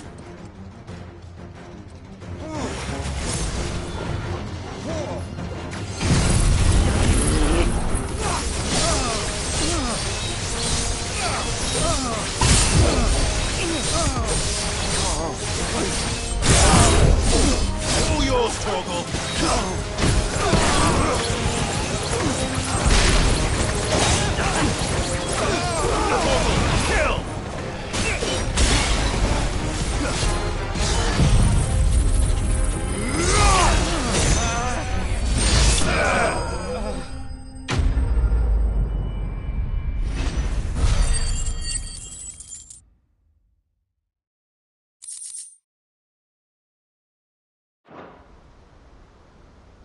A little longer than I'd have liked.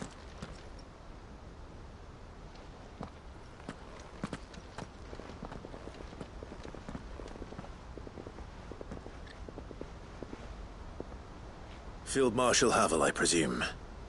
Are either of you injured? No, my lord. You arrived just as our escort turned on us. Fucking traitors. I'd heard reports of soldiers in the outlying regions abandoning the oaths they swore. But I hadn't thought the corruption had reached so close to the heart of the Republic. It's a fucking disgrace. Your interfering old bastard of an uncle tried to warn me, of course. My lord Marquis. Or is Sid the Outlaw more to your liking? Call me what you want. It doesn't change who I am.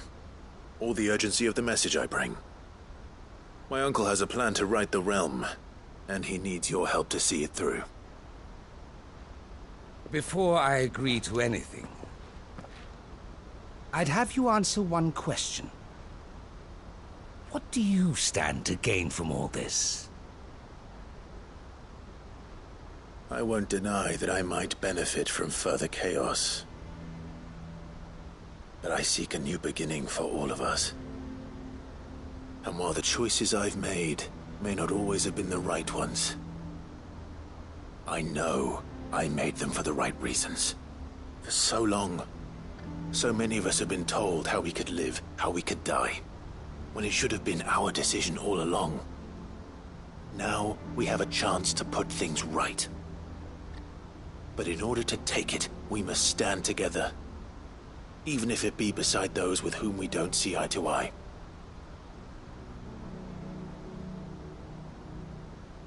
Certainly not the words I expected from an outlaw. But perhaps your uncle was right. You are no ordinary outlaw.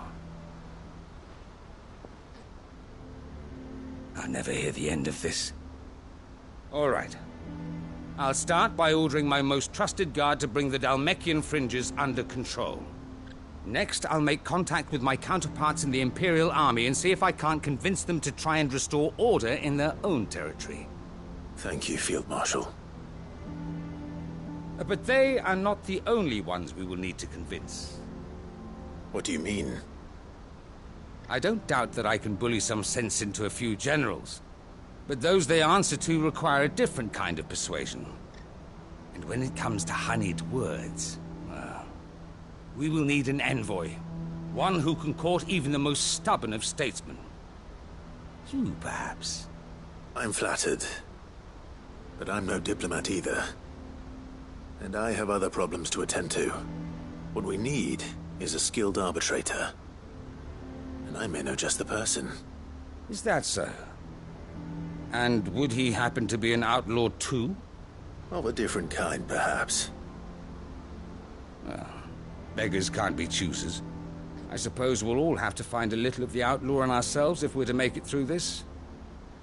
Very well. Send your man to me right away. I shall.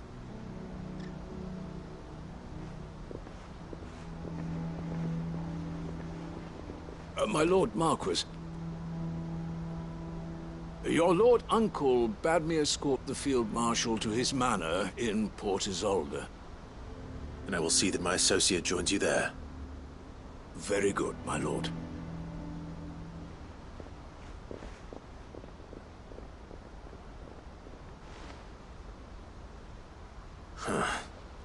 An envoy. I'm not sure I'm the man to talk anyone round. I can barely convince my brother to take his medicine. No. This is a job for someone with experience. Someone like Quentin. I hope I can convince him at least.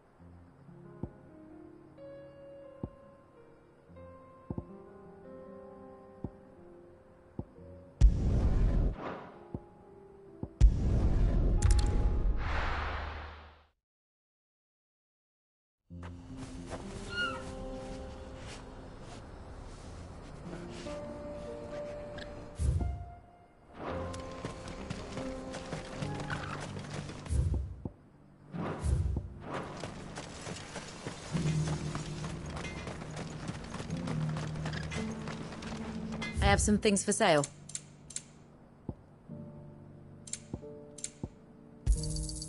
Here you are. Farewell, traveller.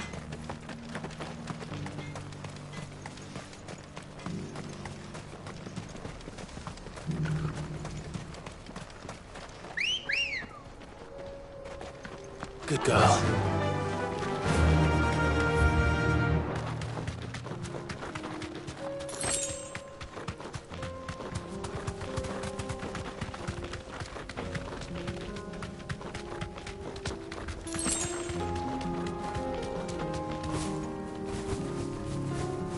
Here we are again.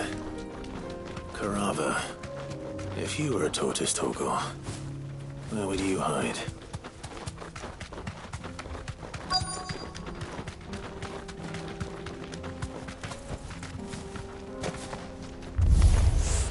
It looks like we found him.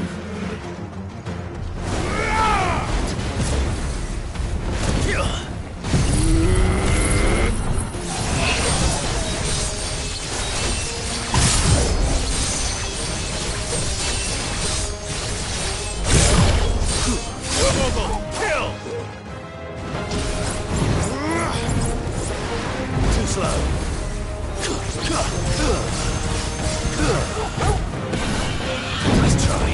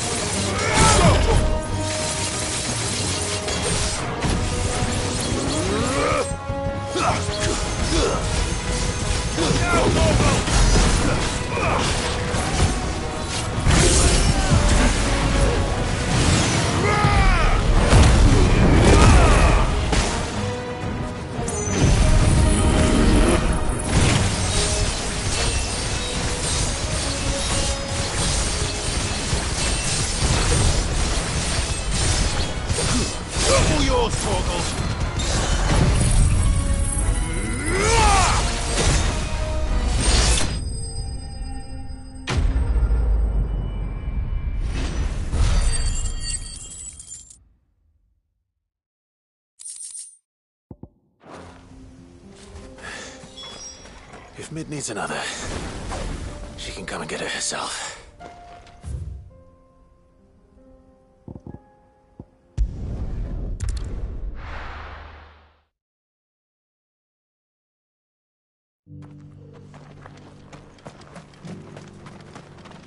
Welcome, welcome.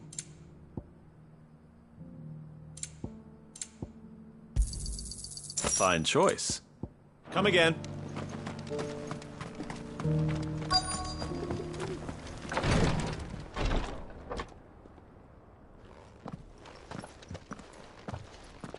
Your Grace, my lord, I trust your journey was not overly onerous. Cyril, you found a letter from Father? Yes, I have it here.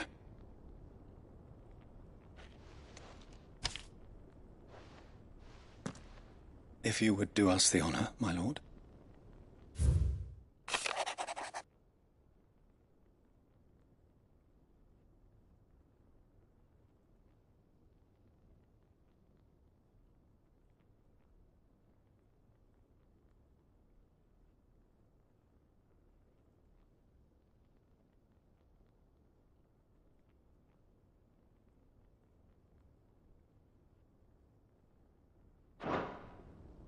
An inheritance.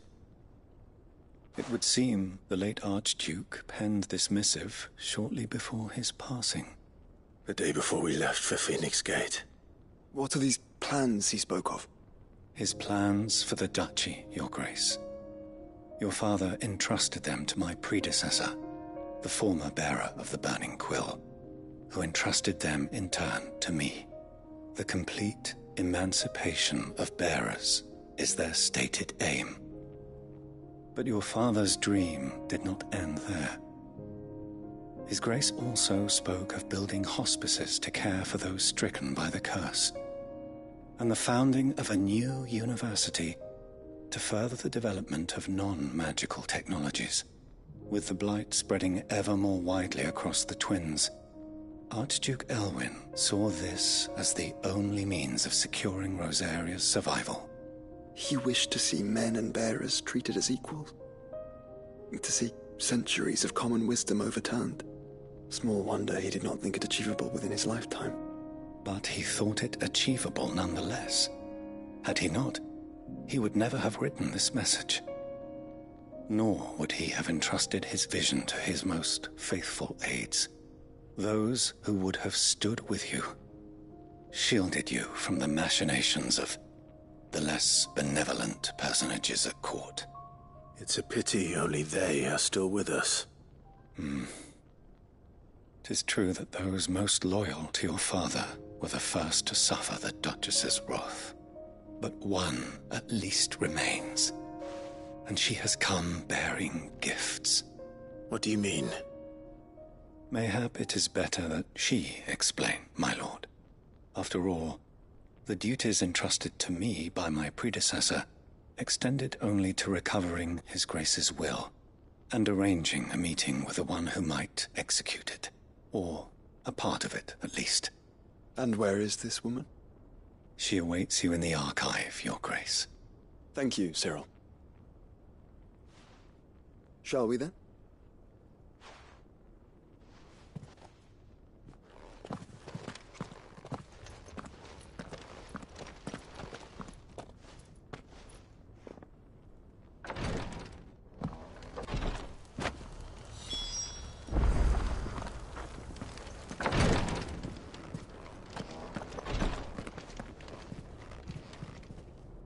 Lord Marquis, if you have a moment.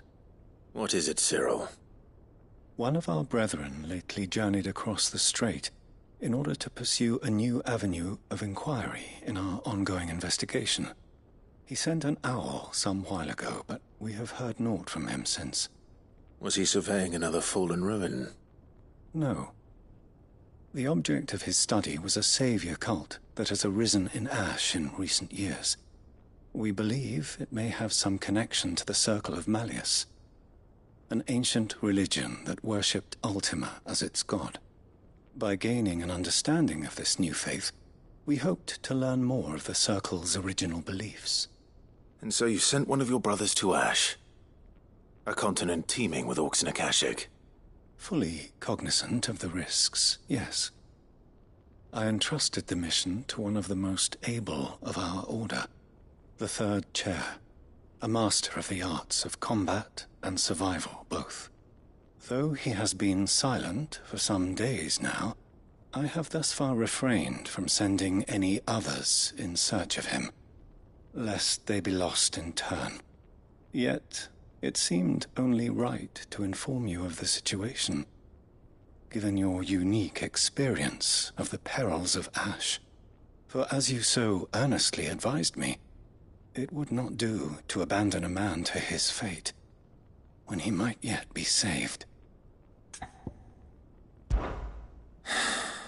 It would not. But Ash is a big place. Can you be any more specific? Perhaps. The last owl I received from him mentioned a village where he had heard the cult were wont to assemble. Mickleburg was its name. It lies in the southern reaches of Waloed.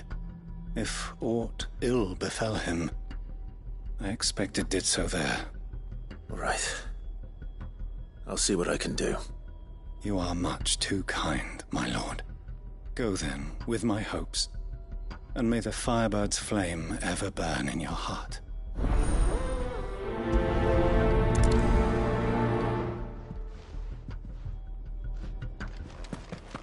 If this new faith really is an offshoot of the Circle of Malleus, then...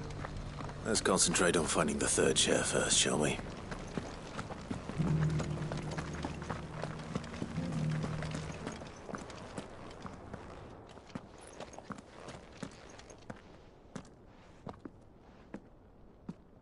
My lord, your grace.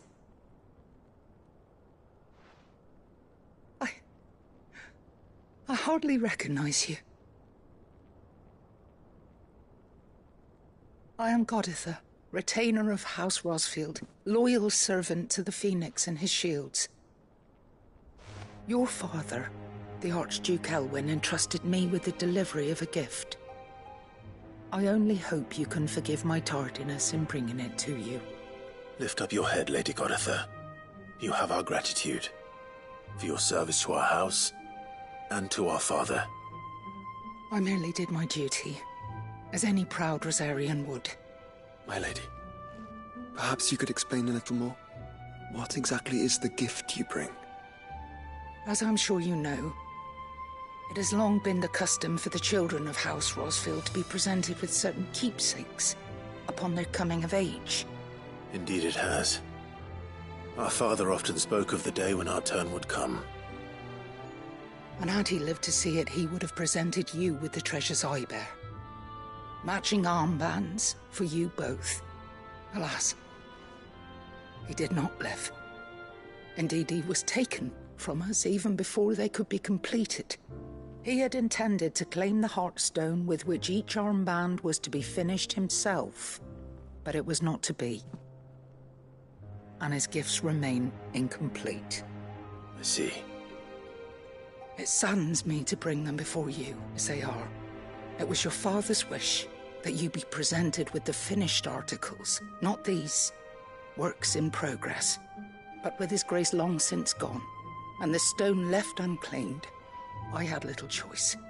You are grown men now, and his house is yours. And while I would not presume to insist upon your claiming the Heartstone in his stead, I know that nothing would have pleased him more than for you to do so. Thank you, Lady Goditha. What say you, Clive? What else? Of course, my lady. May our father's will be done. Oh, I am much obliged. Do you know where we might find this Heartstone, my lady? I do. Though it may be a matter of a good deal more than simply happening upon it. It is found in the bellies of elder griffins, you see. We do at least know where to find one. A certain specimen has made its nest in Titan's Wake, not far from here. A certain specimen? You are most perceptive, Your Grace. In answer to your unspoken question, yes. In fact, this is the very same beast your father meant to slay. I have been tracking its movements since you were but a boy. Were you to slay it in his stead, as men of House Rosfield, it would surely make your father proud. What say you, Joshua? What else?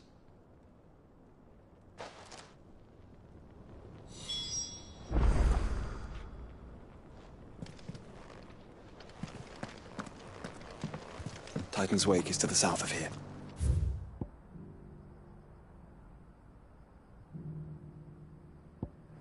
But we must not be hasty. The good lady has been disappointed once already.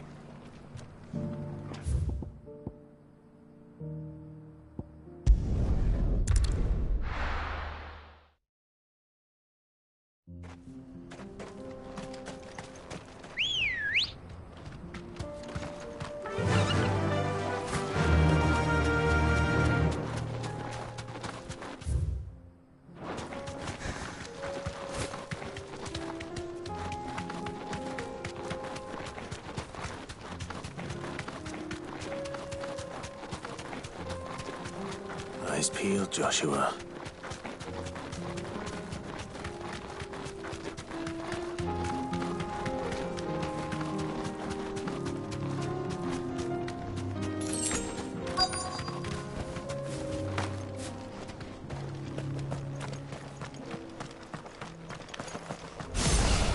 There it is.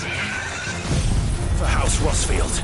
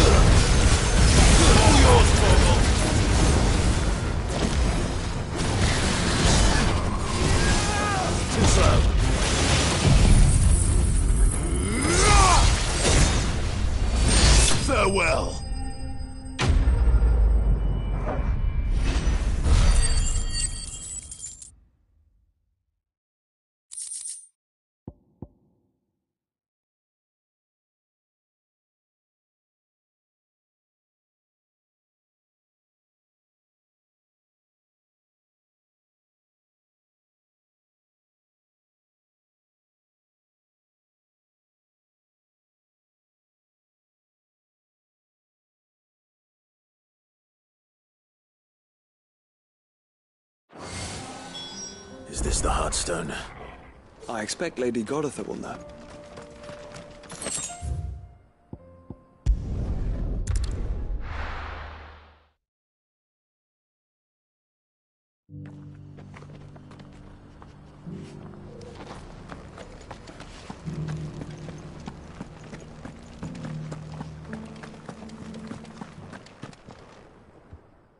Thank the Founder you were safe. The Griffin is slain then? And the Heartstone claimed.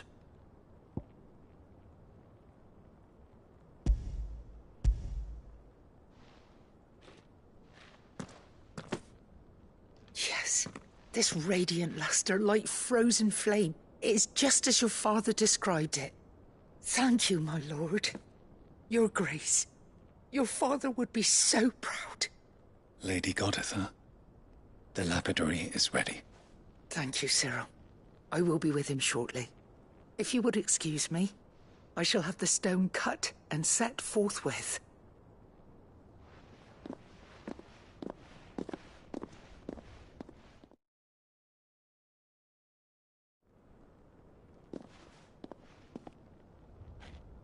The armbands are complete. Pray, take them. They are yours, after all. Heartstone is harder and more enduring than garnet, or even ruby. It symbolizes unwavering will and devotion, and the graven vines encircling the stone represent the unbreakable bonds between you. It's a message. Father knew we had enemies both inside and outside the duchy. Enemies who would thwart his vision. Only with unwavering devotion would it ever be realized.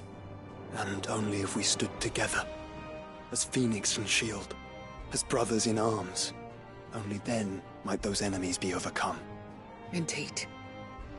His Grace knew the enormity of the task he would entrust to you, his heirs. But this was more than just a message. It was a promise. That he would always be with you. Thank you, Lady Goditha, for remaining the steadfast custodian of our father's will.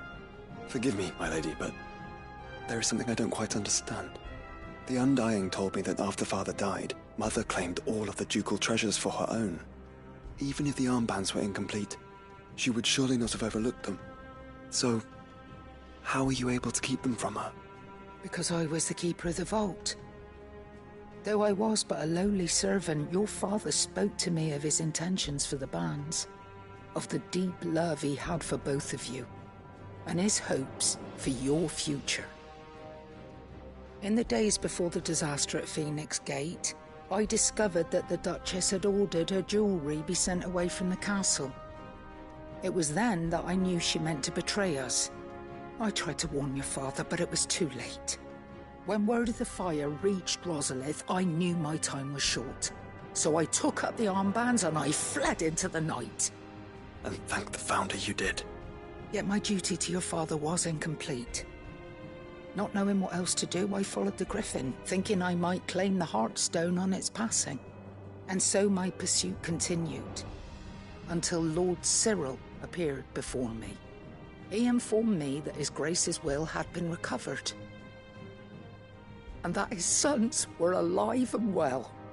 Lady Goditha, on behalf of my father and all the people of Rosaria, I thank you for your loyal service. As do I. Thank you, my lord. Your Grace, for coming back to us, for giving my service meaning.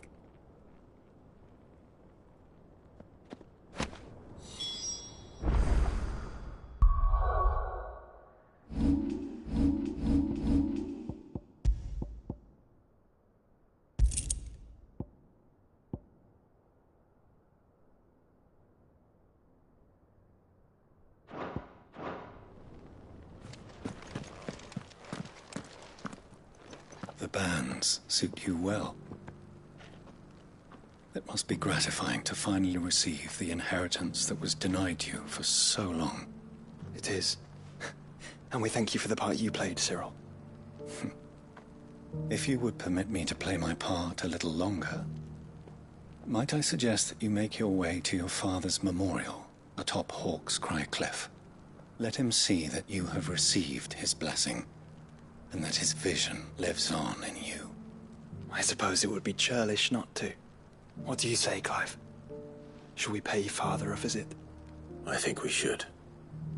I was hoping to be able to offer him my thanks before we left for Origin. Your father's helm is enshrined there. It has been since the day we recovered it from Phoenix Gate. I prithee claim it, for it too is a part of your inheritance, and I do not doubt that your father would prefer it in your hands than perched upon some lonely rock. Thank you, Cyril.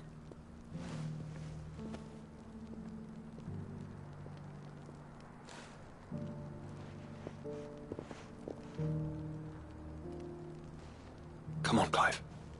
He's waiting.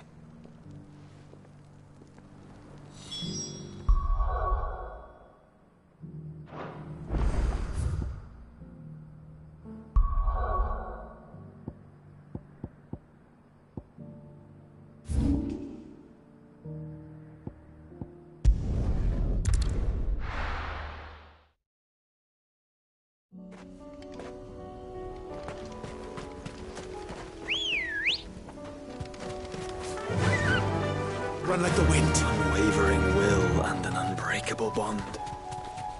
Do you really think we're strong enough? To save the world? Of course. To have overcome Father's political enemies? Of that I'm less certain. Especially knowing what we know now. What Mother was truly capable of. But perhaps these bands would have helped. Knowing he was with us would have made all the difference. It's just back there.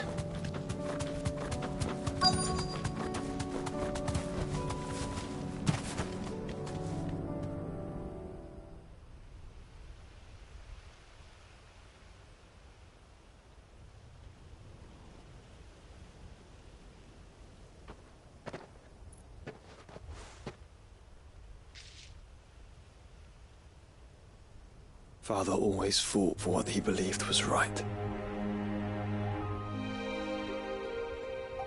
It wasn't until that night at Phoenix Gate that I realized I had never fought for anything. I always had someone else to do the fighting for me.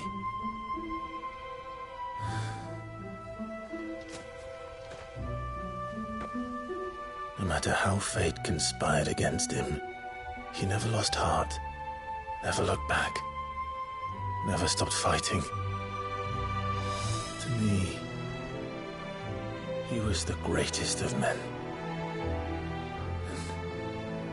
And I've been trying to live up to his ideals ever since.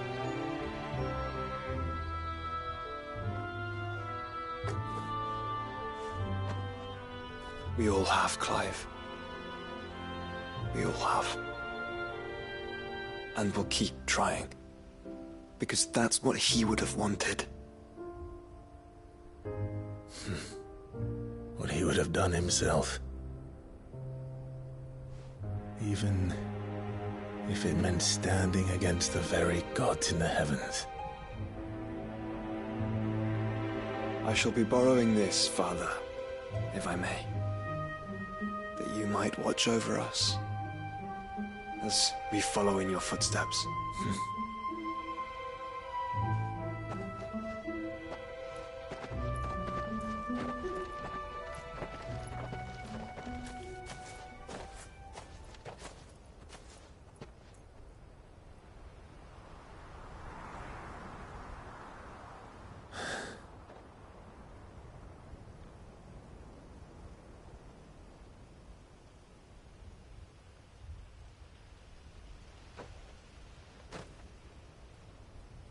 We won't lay you down.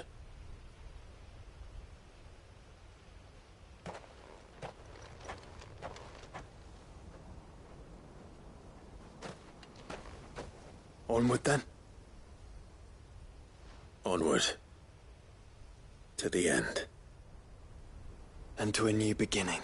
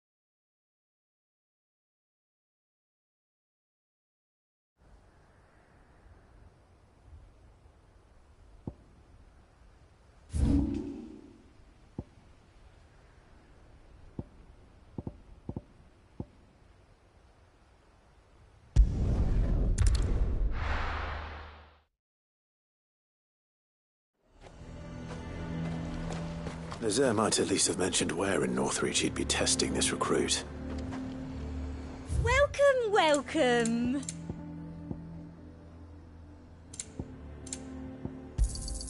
An excellent choice. And a fine, fine day to you. A fortress? The garrison is threatening to pull their sentries from the market. I would speak with this duke. Saw the captain just now. Your town needs you.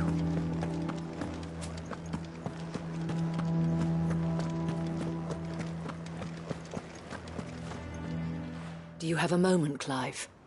What is it? It's the Duke, unsurprisingly.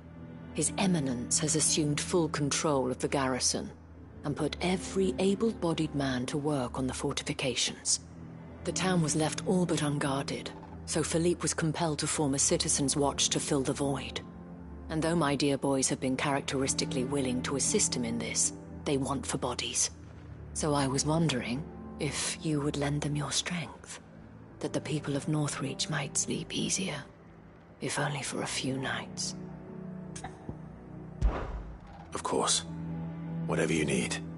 Thank you, Clive. What would I do without you? Philippe told me he had men stationed at... Where can I find the mistress of this establishment? Here, my lady.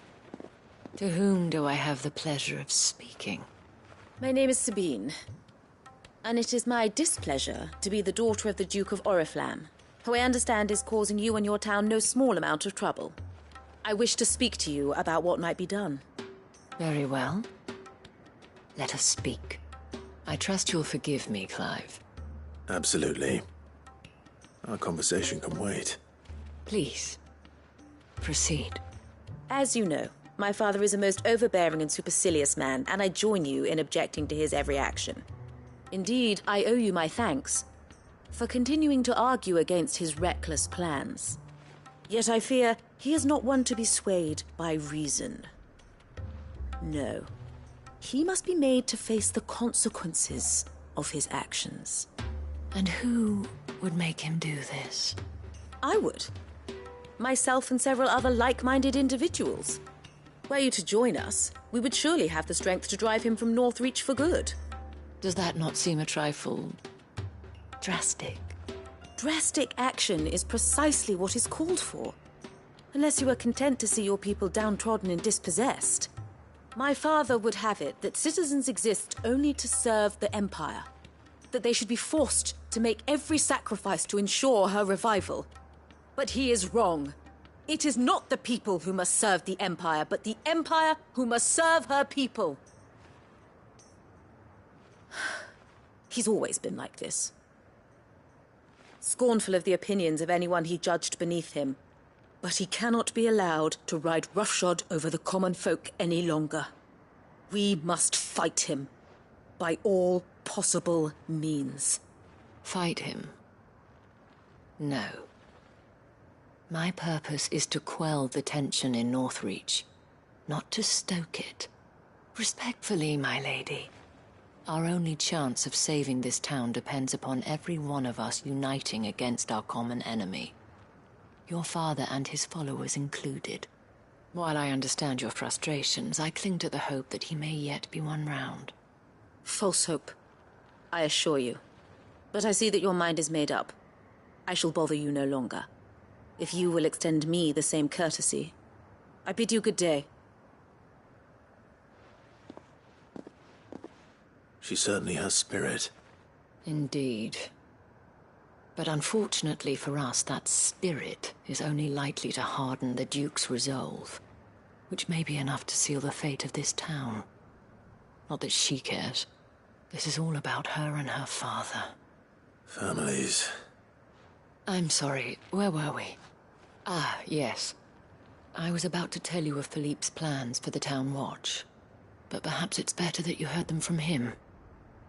I believe he's in the market, if you'd be so kind as to seek him out. Right away.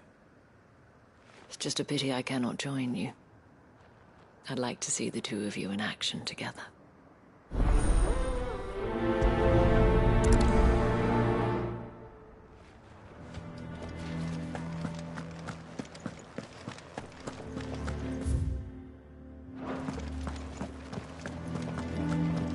town needs you.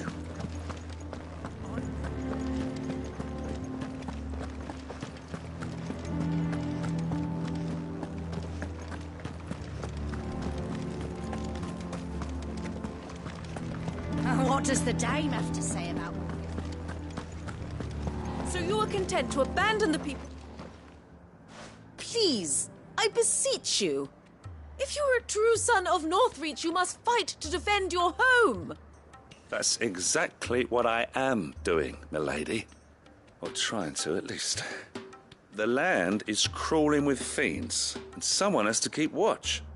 Even when our true enemy is hiding in the garrison? Fine. You're not the only able-bodied man in Northreach. Thank you so much for your help.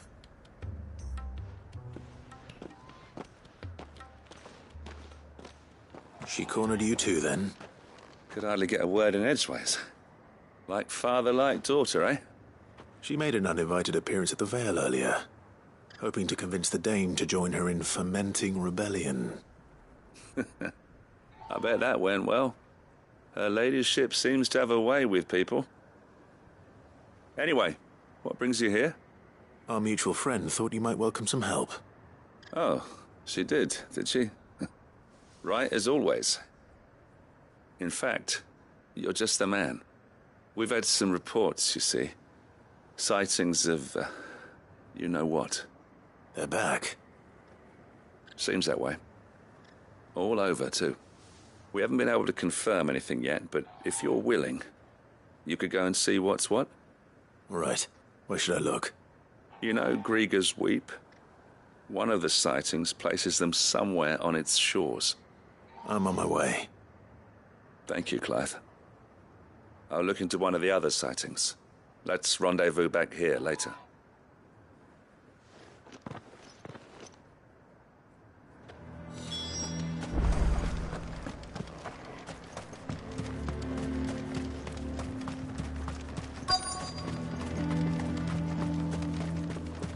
I'm nervous. Well met, Cid. This is the Initiate. Ember, present yourself. At your service, Master. Please, just Cid. There are no masters here. Your life is your own. Oh, of course. Thank you, Cid. The Sergeant says you'll be evaluating me at my trial. To become a scout, yes. You are aware of the dangers inherent in that role. I am. But I swore I'd face them. Just like the man who saved my life. And who would that be? Gav.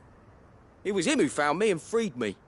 No magic, no support, just one man and his nose. Came and sniffed me out. It taught me what one man can do if he puts his mind to it. And I've been training ever since, so that one day I can be someone's saviour, just like Gav was mine. I'm sure he'd be flattered. You clearly have good intentions, Ember. And it sounds like you're under no illusions. Stick to this path and you'll make a fine Cursebreaker. So, what? Have I passed? You haven't even started yet. Now listen.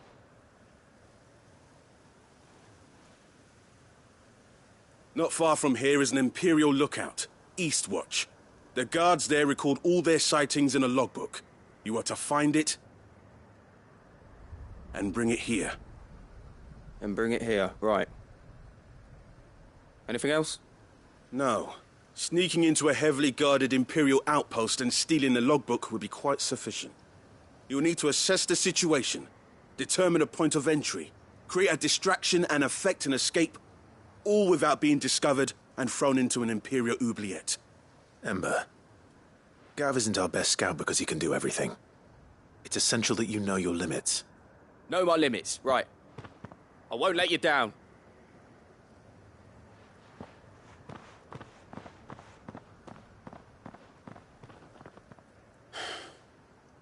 It shouldn't be as dangerous as I made out. But keep a weather eye on him all the same, would you? On my way. All right, Ember.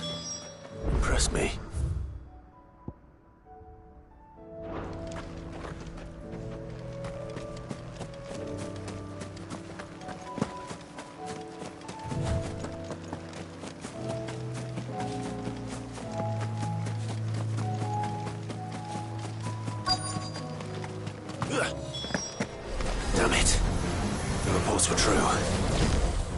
stop them before they get to the town.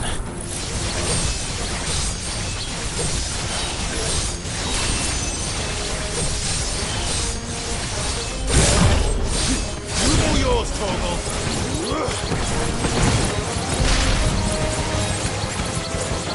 Now, Torgal!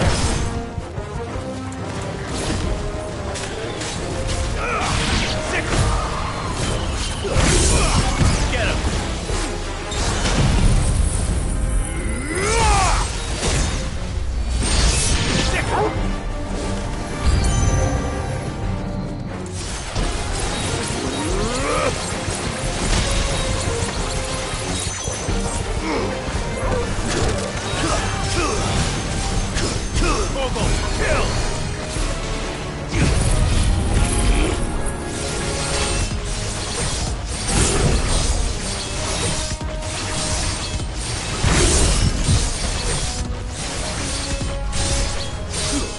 All yours, Torgal!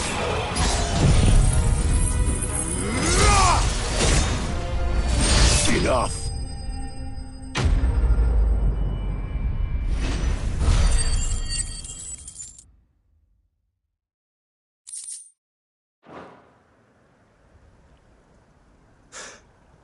Call that a test, Ultima? Clive, it's me. Are you all right? I am. But it seems the reports were true. The thralls have returned. I dispatched the few that I found, though. Well, there's something, I suppose. But what were they doing south of town? They all came from the north last time. We might be able to fend off an attack from one side or the other, but from both? Do you have eyes in the north? Some. I should probably go and have a look, though, just to be sure. You head back to Northreach. I want you there just in case war breaks out while I'm away. What do you mean? Her ladyship's been busy working her magic on the townspeople, stirring up ill feeling towards her father. But she'll have her marching on the barracks if we're not careful. What? This is exactly what the Dane was afraid of. I'll do what I can to calm things down. Be careful out there, all right? Don't worry, I'm not like you. One sniff of those things and I'm running back to town screaming blue murder.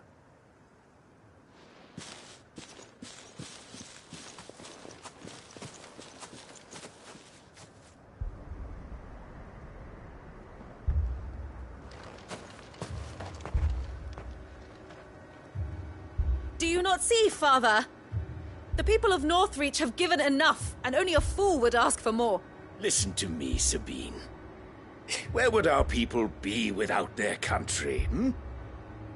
The Empire is their sword and their shield. It is she that ensures they can live without fear. And now she teeters on the brink.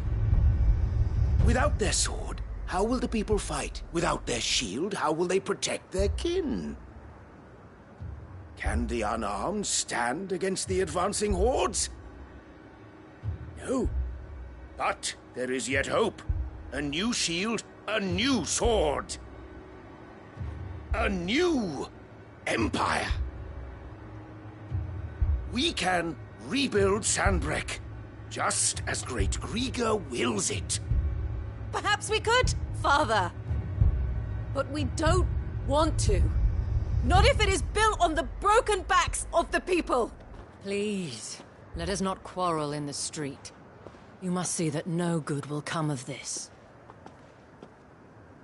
Our fight is not with each other, but with the threat that draws ever closer to our gates.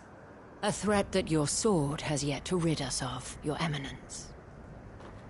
You will hold your tongue, whore!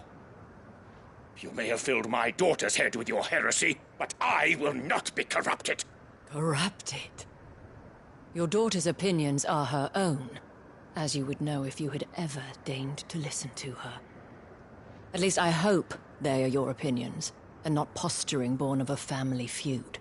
Northreach deserves better than that. Northreach deserves better than you, Carla. Yes, I know who you are. The slut of Twinside who bedded a Brandit. Jealous, are you? that a woman might choose a bearer over a pious man of Griga. Clive! I met a swarm of thralls coming south from Oriflamme. Hundreds of them. Too many to count. Oh, fuck. No. Work on the fortifications has scarcely begun. We will retreat to Caer Norvent and there make our stand. Did you hear me? That was an order! While this is but a heartfelt plea, let us make our stand here and protect our homes. Protect those that we love. Together, for Northreach!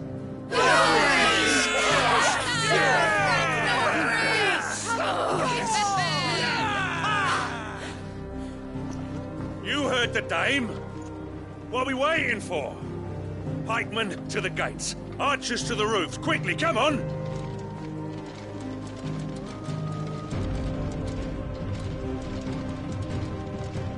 But she is but a common... whore, yes. And we'd follow her to the gates of hell.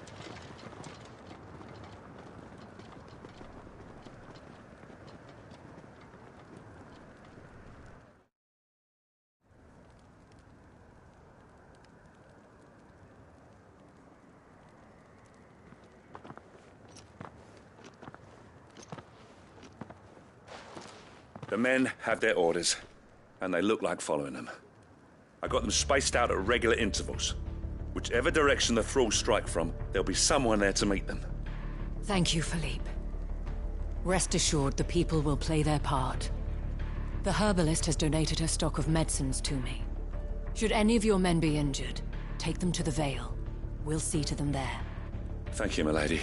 I will. I'll play my part too. You still want for numbers. Unlike the enemy. I only hope I can go some way to evening the odds. Philippe, can I leave the south in your hands? I doubt the thralls by the lake were the last of their number. Of course. I'll lead a party down that way so we don't get taken by surprise. What about you? I'll make my way up the road to Oriflamme. I've fought a few of these things. And while I can't promise to hold them all back, I should be able to thin the herd. All right. But take care. Thank you. Both of you. You can thank us when it's over. Till then, madame.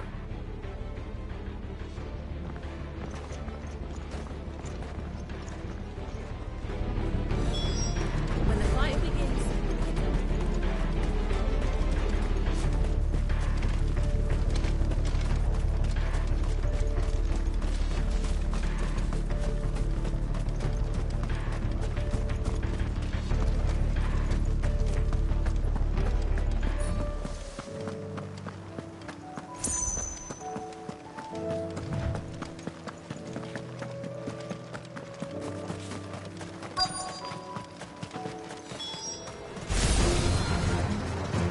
There are so many of them. Not for long.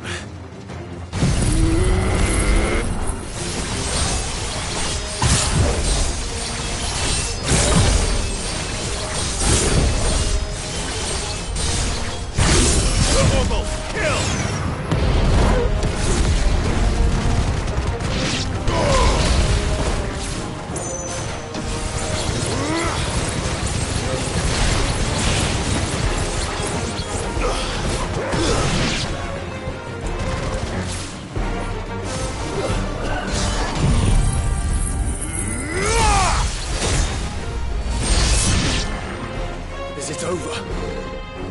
No. It's only just begun.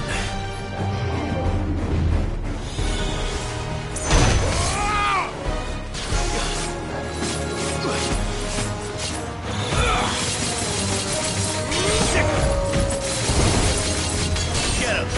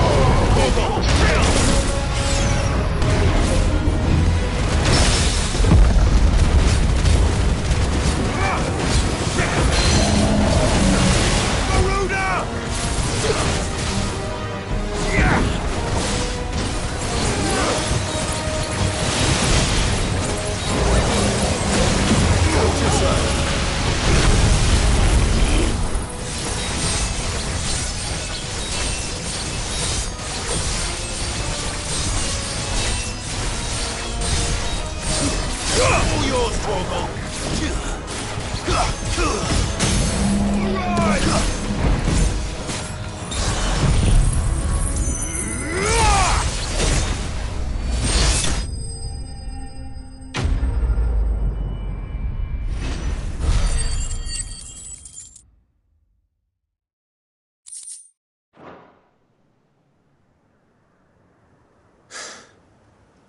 That looks to be the last of them.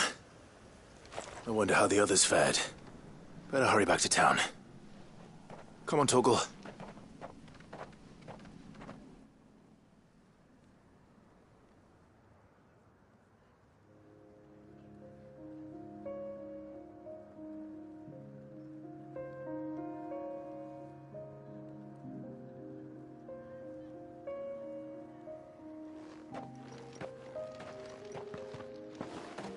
Clive, it's good to see you. And you. The road to Oriflamme is clear. How did you and your men fare? Well, we ended up fighting for our lives down by the lake. Took a few nicks, but nothing the girls of the Vale can't put right. Glad to hear it. Well, it seems we've survived. For the time being, at least. I thank you both for answering the call. You were right. And I was wrong. About everything. I had thought that the only way to unite the people was under the banner of Empire. That without a strong hand to guide them, they would drift apart. To be borne hither and yon by the eddying currents of fate. But you brought them together. Not by force, nor by the exercise of goddess-given authority, but by simply being one of them. By knowing what they feel, because you feel it yourself. Our purpose was ever the same, Your Eminence. You were merely distracted by a loftier vision of empire and glory, while our eyes beheld matters closer to home. You have the right of it again. As did you, Sabine. His Radiance said it himself. Sanbreque is naught without her citizens. I forgot that. And I am sorry. I'm sorry too, Father. I should never have taken things so far. I only wanted you to understand how the people felt. How I felt. But my anger got the better of me. Do not blame yourself, my dear. This was my doing. I should have listened to you. To all of you. Your Eminence, your Ladyship, I do not doubt that you came here with the best of intentions. But I believe the same could be said of us all. We all want safety, security, prosperity. Not just for Northreach, but for the entire realm. And we may yet achieve it. If only we work together. Will you join us in this? Yes. We shall. Thank you, Your Eminence. Now that that is settled, I must go and see to the wounded. The Vale's doors are always open to any soldier in need of relief. And today there are more than ever before.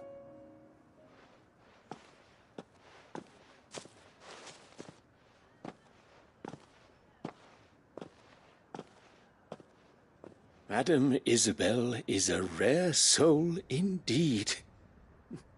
In these dark times, I see that it is not men like me who should lead the realm, but women like her. You're right. If only I'd listened to her when I had the chance. Forgive me for saying so, milady, but you still do. The Dame said it herself. We can turn things around. We just have to work together. And that goes for you, too. You're one of us now. One of you? Well said, Captain. Let this be a new beginning. Not only for Sanbreque, but for us. Well, since there's nothing more to be done here, I should see if Isabel needs any help moving the wounded.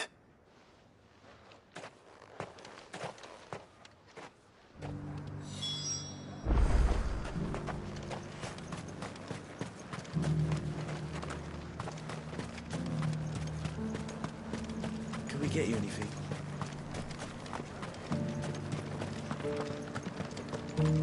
There's no need to worry any longer. I saw several soldiers being carried to the Vale.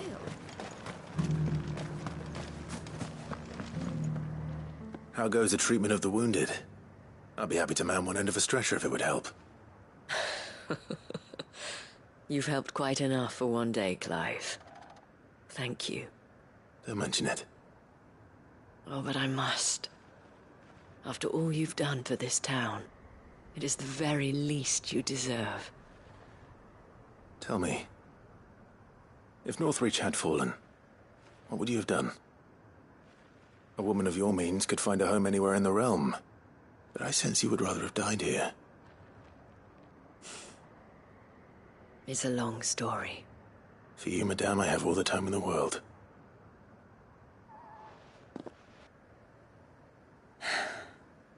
Very well. Long ago, I had a life in the Crystalline Dominion. I was Carla then, courtesan to the nobility. So sought after was I that it was only they who could afford my time. Alas, those halcyon days were not to last. For naive as I was, I fell in love with a bearer. He was my master's guard, the gentlest man I have ever known. After they discovered us together, he was whipped bloody and forbidden from ever looking at me again. And so we fled. Not that we had anywhere to flee to. We wandered, aimless and starving, half dreading, half praying that the next day would be our last. Until we found ourselves here, in Northreach. It was the Vale that took us in, that fed us, clothed us, and healed our hurts. Those that could be healed, at least. My love was already too far gone. He passed away. He did. Not long after we arrived. But at least we were able to share a few moments of peace before the end. It was the greatest gift I have ever received. But the generosity of this town and her people did not end there. The men and women of the Vale supported me through my grief, shared in it, though I was still a stranger to them. They treated me like a sister. And so I swore that I would always do the same. That I would return the kindness that Northreach showed me. That I would repay my debt to the Vale.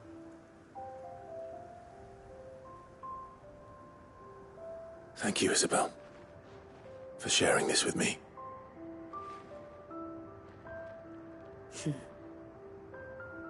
You're a lot like him, you know. Perhaps that is why I have such a soft spot for you. Never stop fighting, Clive. And I shan't either. I know that it will not be easy to keep Northreach together. But our efforts will be rewarded. Just look at us now. The people, the soldiers, even the Duke of Oriflamme and his daughter, all united in defense of this town that we have come to call our home. And what of you? Can we count on your support too? Always.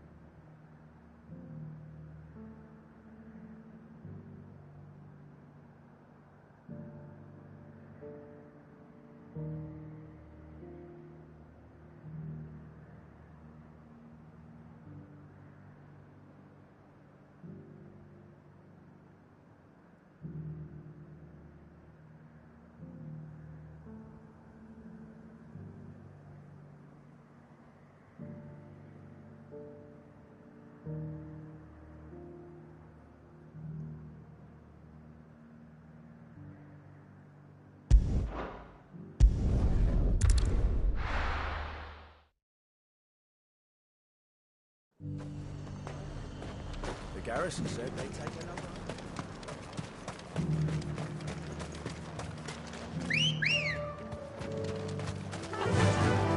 Run like the wind.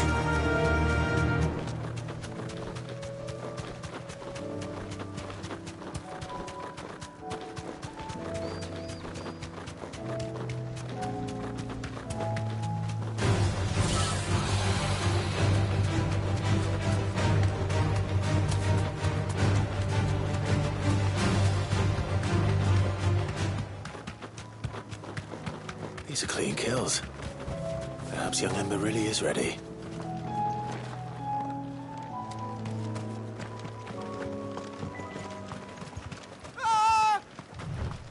Or maybe not.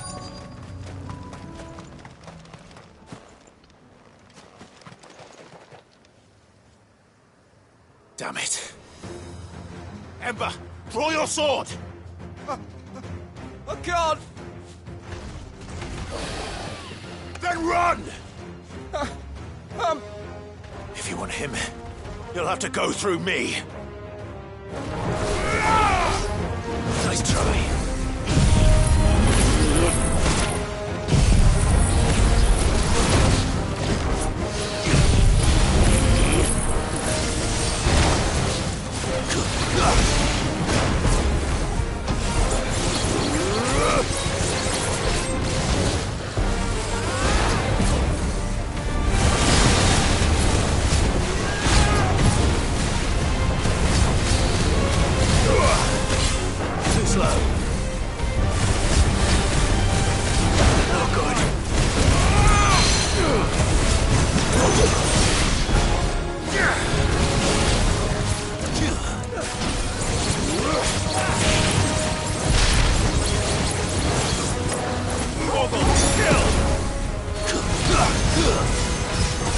All yours, Torgal! Hurrah! Now, Torgal!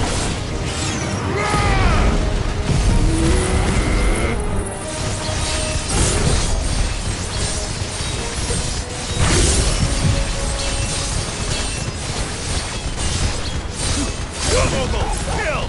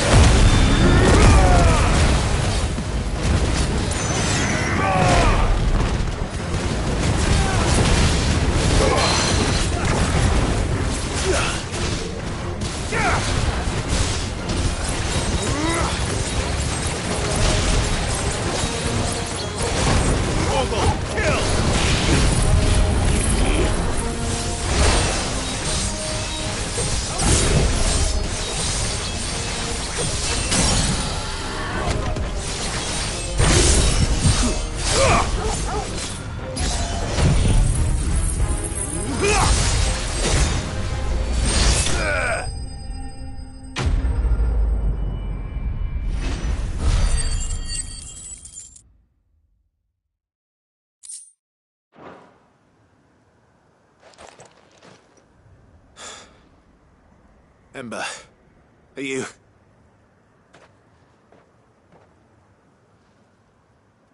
Gone.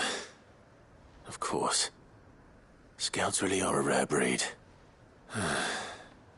Back to Northreach it is, then.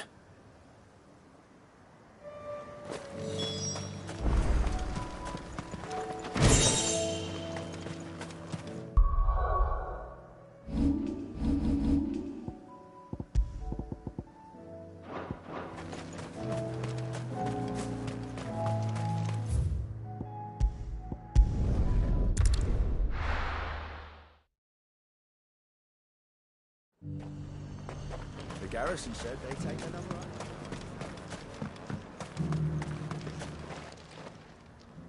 eye. I didn't expect you back so soon.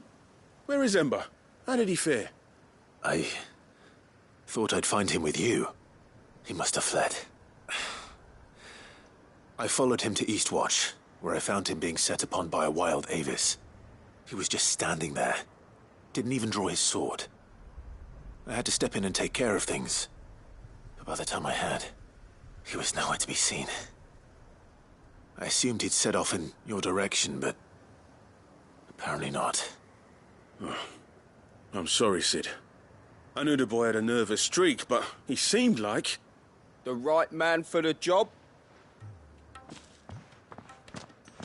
I believe this is the logbook you tasked me with retrieving. Eh? How did you... Don't you tell me you breached the tower while Sid was busy saving your skin. What? Wasn't that what you asked me to do? To bring the thing back without getting caught? He has you there, Nazaire. And he did it all on his own. But Sid, he did what he thought was best. And now I have to decide whether I agree. Of course. We'll await your evaluation back at the hideaway. Don't you leave my sight. Yes, Sergeant.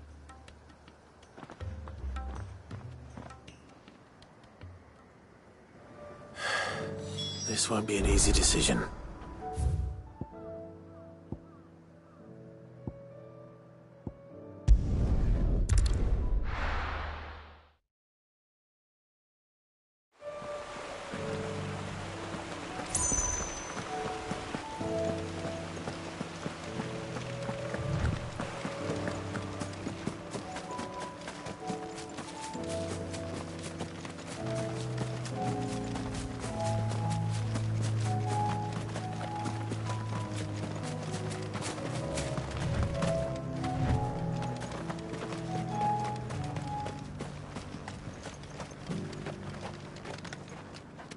Quentin, I have a proposal for you. Do you now? Something tells me you'll be asking more of me than a cask of Gotand gold. Go on, then. Propose.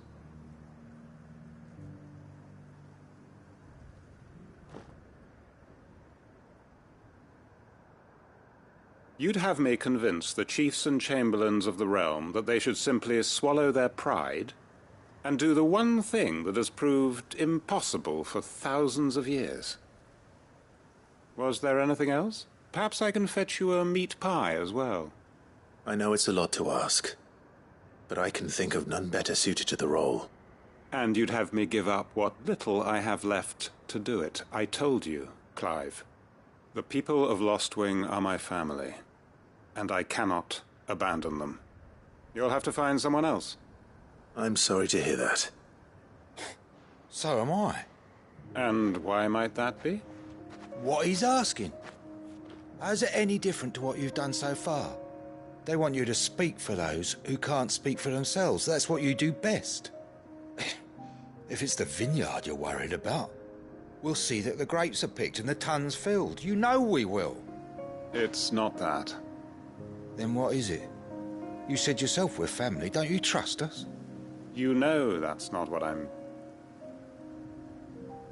Then what are you saying? That only we are worth saving? Why turn your back on everyone else? You convinced us we could build new lives for ourselves, and if you can do that, who's to say you couldn't convince the entire realm? A stirring argument. I fear that any rejoinder I make might fall somewhat flat by comparison. So you'll join us? Where do you need me? Field Marshal Havel will want to speak with you in person. He's currently in Port Isolde. I can arrange for a party of Cursebreakers to accompany you there. That would be very much appreciated. I hear the roads are far from safe these days. Hopefully not for long. My uncle will want to know that his plan is taking shape.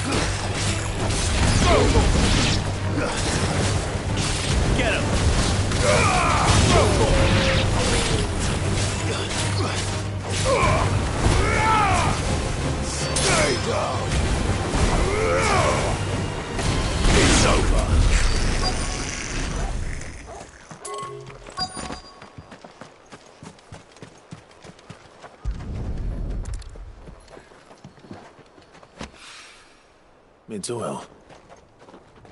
After what happened here, it's a miracle there was any left at all.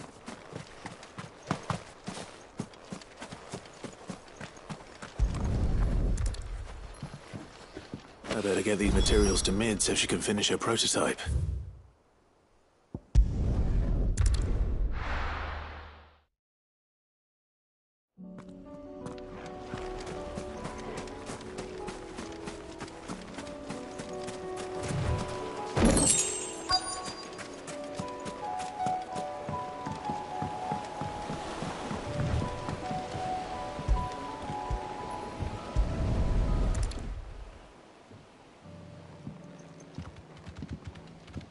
It's still here. After all these years. A lot smaller than I remember. And you're a lot bigger. You might have to swim, boy.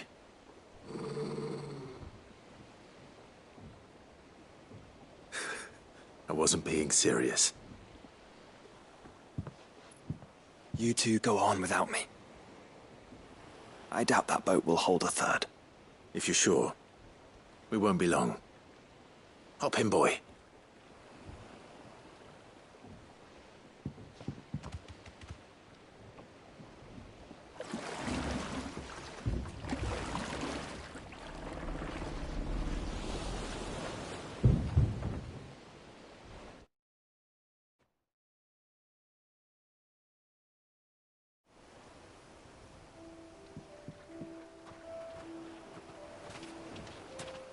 This place hasn't changed at all.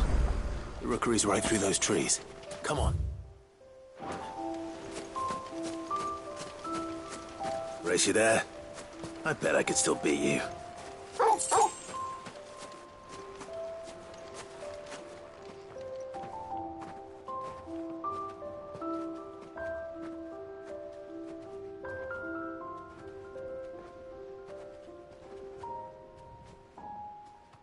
Here we are.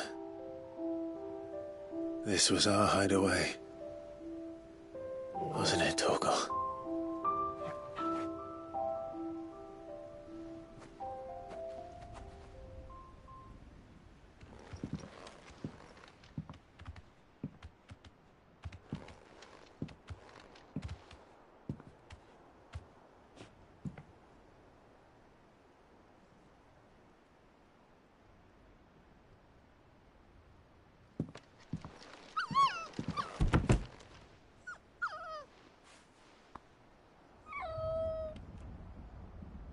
Coming here helped me to forget who I was. Or wasn't. Prince, Shield. Son his mother could love. Had I been any one of those things? Perhaps.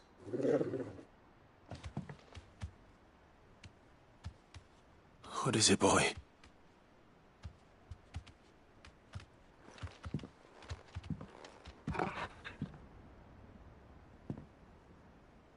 This is all from the castle. In Phoenix Gate. Did you bring these here?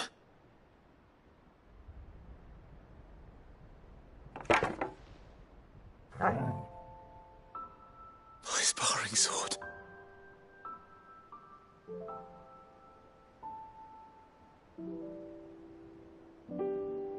Well, well. You never stopped looking for me, did you, boy?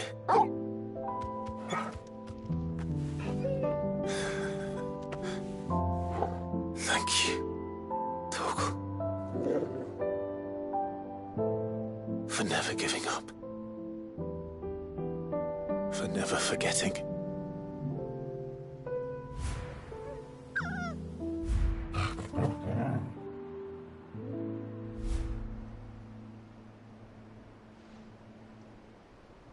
Let's take this with us, shall we?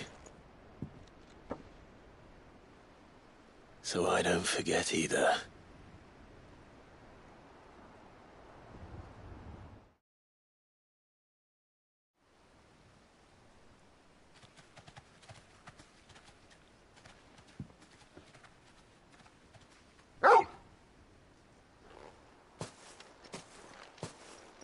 That's not the way back to the boat, Torgal.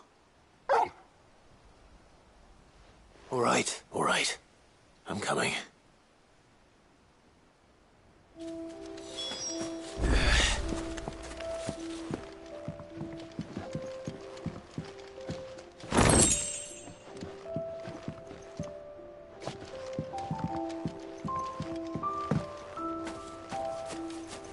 I think I know where we're going.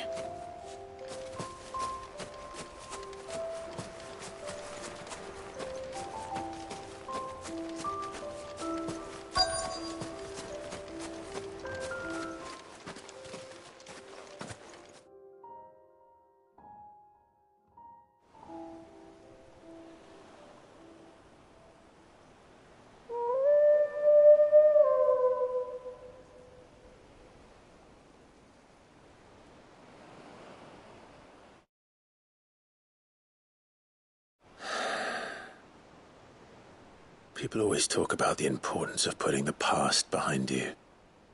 But without it, we wouldn't be who we are today. And we certainly couldn't steer our way to a better tomorrow. Come on, Torgal. Let's go home.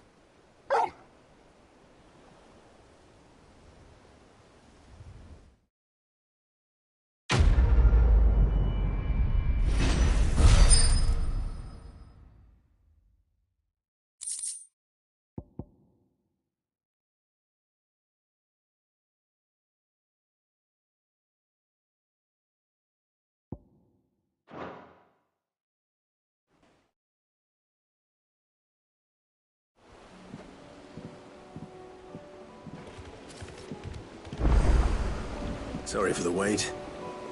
We're ready.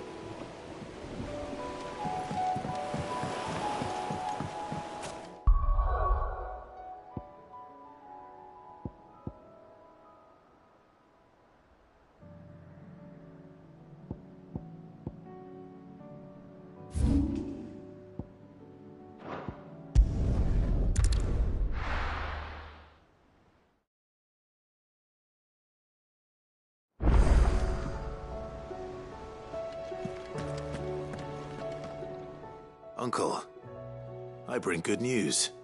The Field Marshal has agreed to your plan. Ha! Of course he has. I didn't doubt you for a moment, dear boy. Rutherford is accompanying him back to your manor in Port Isolde as we speak. They will await your return there. As will one other. One other? Who, exactly? Lord Havel was concerned that even if he could get the realm's armies to agree to an accord, he might not be as successful in convincing those with political power. He asked if I might have a solution, and I suggested a certain Imperial Lord Magistrate turned Liberator. One of your co-conspirators? Master Quinton would probably call me one of his, but yes. Another outlaw, then. Just the thing we need to put these rotten politicos in their places. Good thinking, Clive. I'm glad you approve.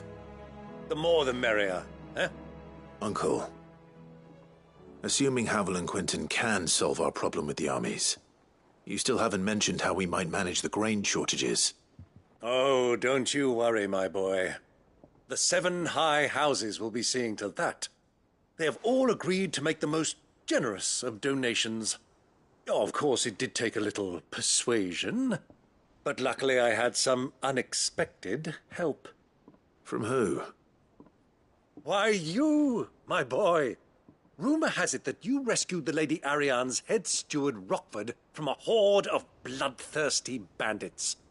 It was more of a handful. Well, the old battle-axe was so pleased. She had a shipload of talents delivered to my private docks by the next new moon. And when the other houses saw the parsimonious old crone's purse strings finally loosen, they as good as tripped over themselves in the rush to follow suit. I'm happy to hear it. Now, I must be getting back to the manor. Join us there at your earliest convenience, would you? Of course, Uncle.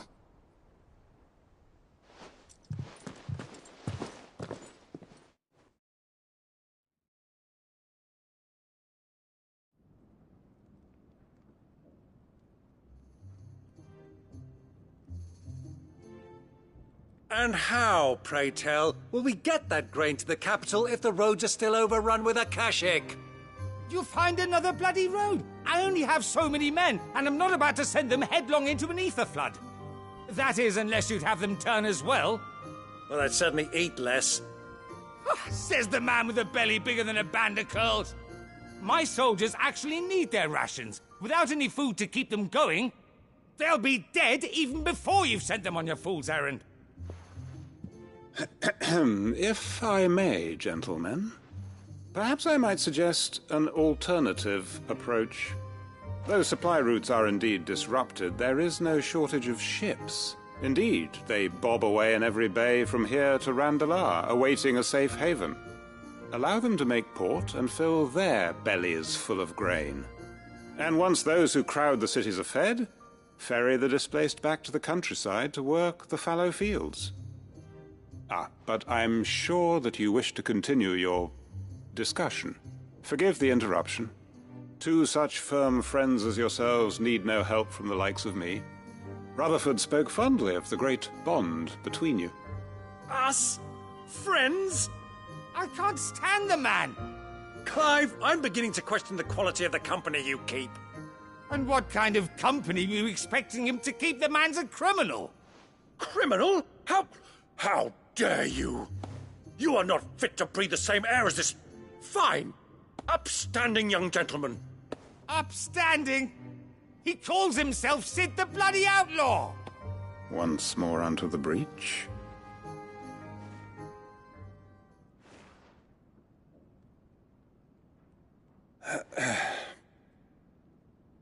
Shall we begin again?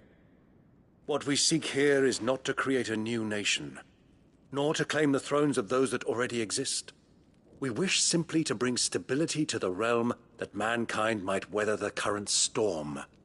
And to do that, we must convince those in power, the generals, the statesmen, the nobles, that our cause is just.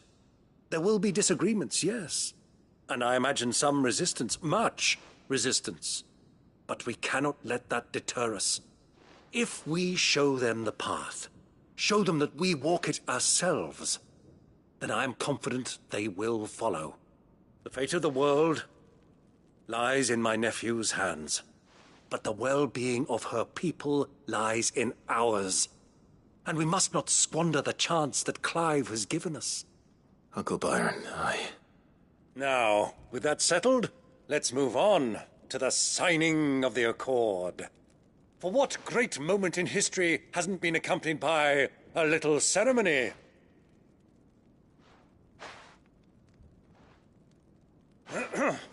Citizens of Valisthea, I present to you the Triunity. Rutherford, Mike Will.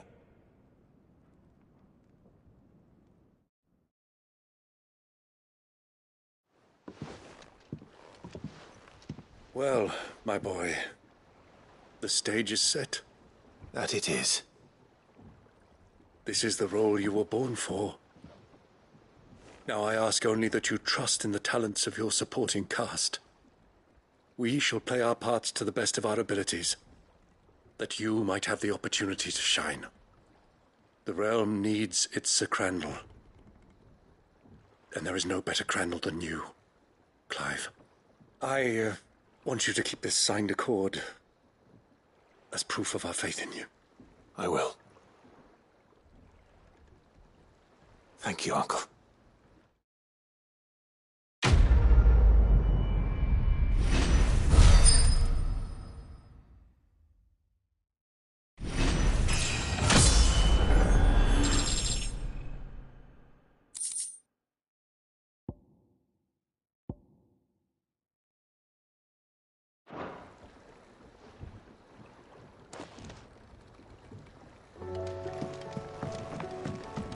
What do you think that thing is? And how the hell is Sid going to do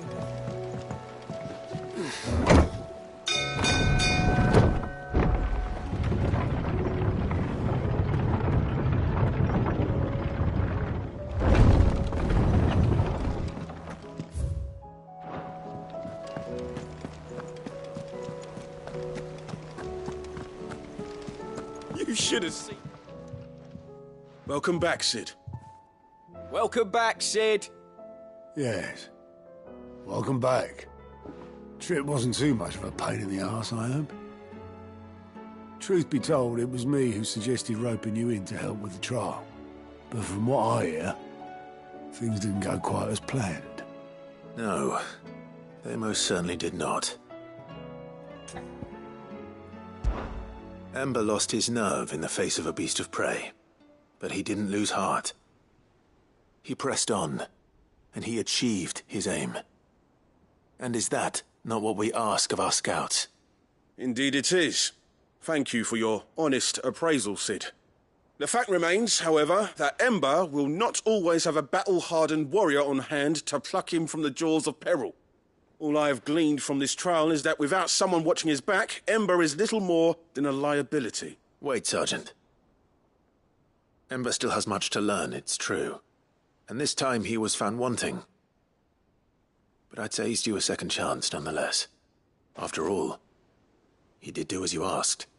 With a bit of hard work, any hand can be made to hold a blade, and any mind can conquer its fears. But a scout's nose is different. You've either got one, or you ain't. And by sniffing out that log, young Ember here has shown he has a conk and a half. Wouldn't do to waste it now, would it? Fine. One more chance. I'll do whatever you ask. I'll spend my days and nights in the pit if I have to. I'll show you. Just you wait. Daft as a brush, that one. But his heart's in the right place. Just like someone else we know. And if you ask me, we've been leaning on him for far too long. That time the Cursebreakers took some of the weight off his shoulders, I reckon. It couldn't hurt. Just don't tell Gav I said so, will you? I won't have him thinking he's been hard done by. Next thing you know, he'll be asking for a day off. Chance would be a fine thing. Back to work. Forgive me, Cid. This did not play out as I expected. Things rarely do these days. But that's why we need men like Ember more than ever. Men who can make the best out of a bad situation. Remember that. I will, Cid. Thank you.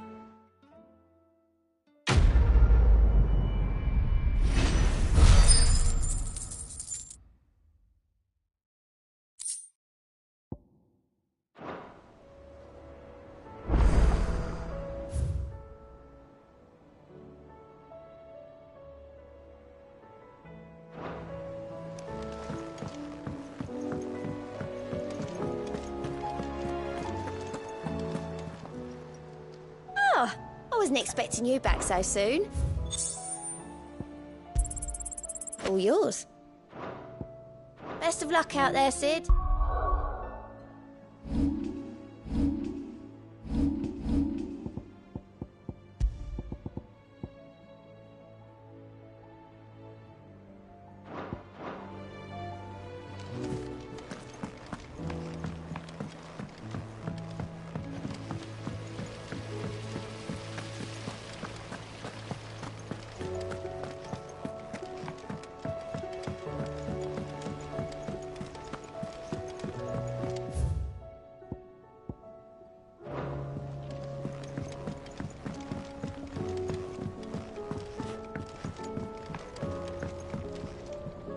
Mid, tell me this is all you need.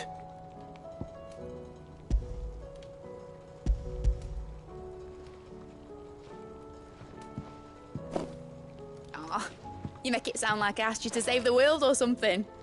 Tell me this is all you need. It's most of what I need.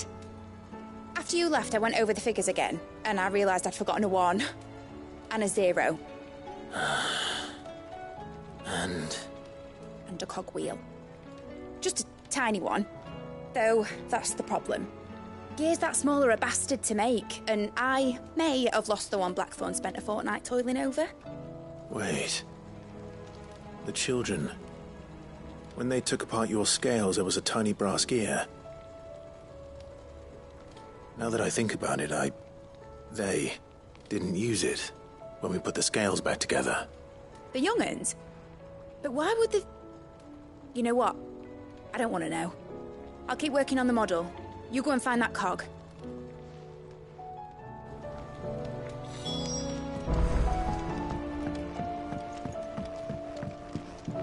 Has Midadol mentioned a new project yet? Sid! Is Mid still hiding from us? She wasn't hiding. She's fine. She's just busy working on her next project. A new invention? What is it? What is it? Is it an airship? I bet it's an airship! Do you think she'll let us help? That just so happens to be why I'm here. She needs something special, something only you three can provide. A brass gear. A tiny one. One that might fit on, say, a set of scales? Oh, the one you forgot! We remember! We saved it, just in case. It's in the bag of bits. Since your lesson, we've been disassembling, then reassembling everything we can find. All the pieces that are left over, we keep under our beds, just in case. That's good to know. Look! I found it!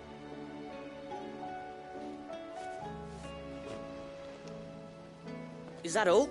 Just the gear? We have more parts if Mid needs them. That's all for now. But I'll let Mid know about your... hoard. Just in case. Thanks, Sid.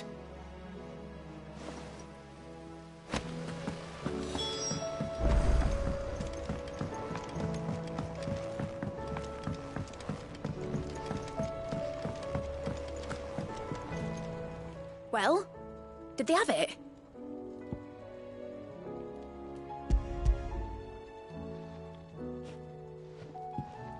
They did. And they kept it somewhere nice and safe. Will it work? Will it work? He's perfect! You're a genius, Clive.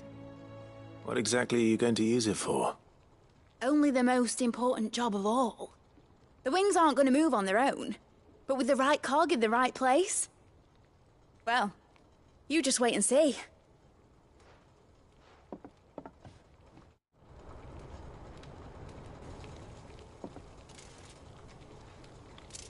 That should do it.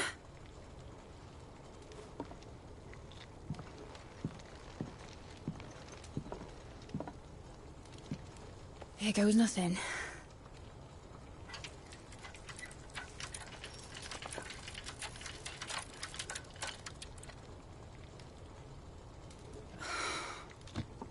Titan's tits. It wasn't supposed to fly, was it? Of course it was supposed to fly. Wouldn't be much of an airship if it didn't. Honestly, these bloody engines are driving me mad. I was so sure this would be the day she soared. The Mithril engine was made to make dreams come true. But maybe this is one dream the world's better off without. Show folk how to take flying. It won't be long till they're raining death down on each other. People will lose their homes. Children, their mums and their dads. Like I lost mine. I'm sorry. So am I, Clive. So am I. Sorry that I have to choose. Do I follow my head, or do I follow my heart?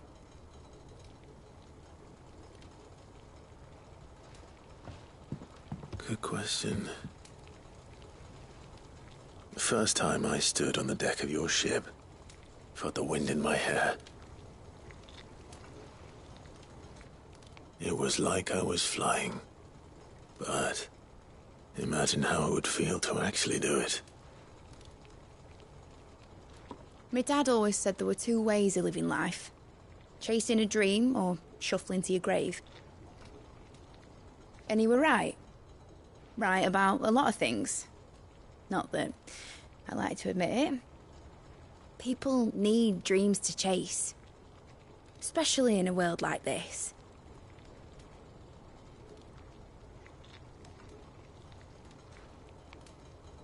Right.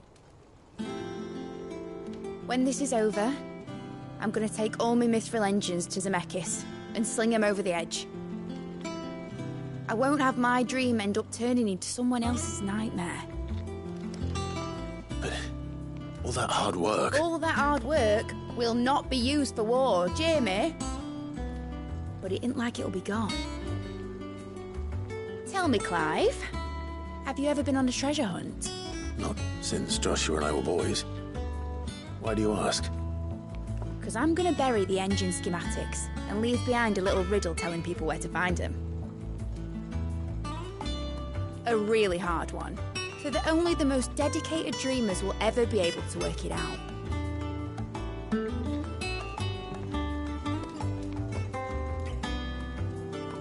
Ooh, I can picture it now. Some daft general squinting at the words with a gormless expression on his mug. Like that one, yeah. Right.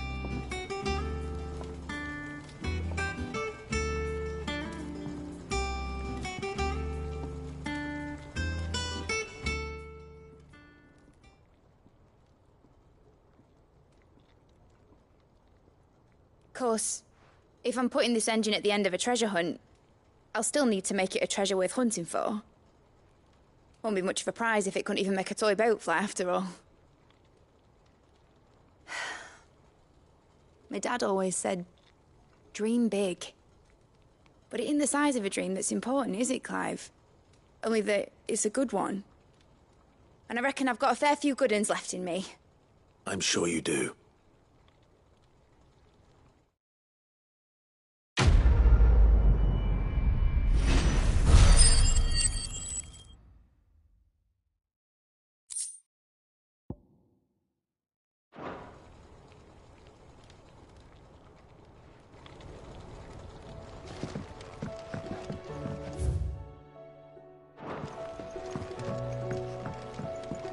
Has Midadol mentioned a new project yet?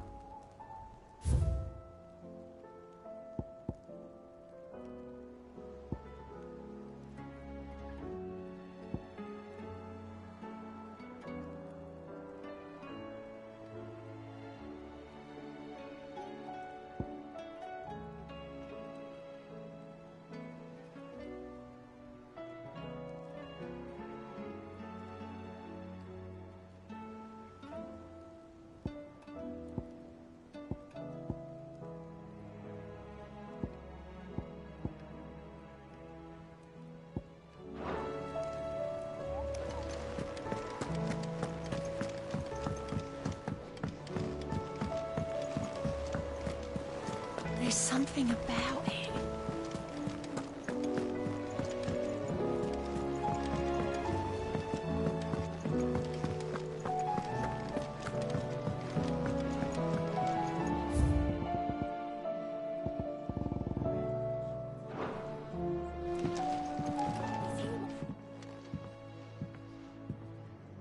Sid! Look what the Cursebreakers brought back from Dalmekia. Said they were all the rage in Dalamil. Looks sort of funny if you ask me. I'll be damned. Have you had one before? Something smells good. What are we having? Bombs! And they are good. You should try one.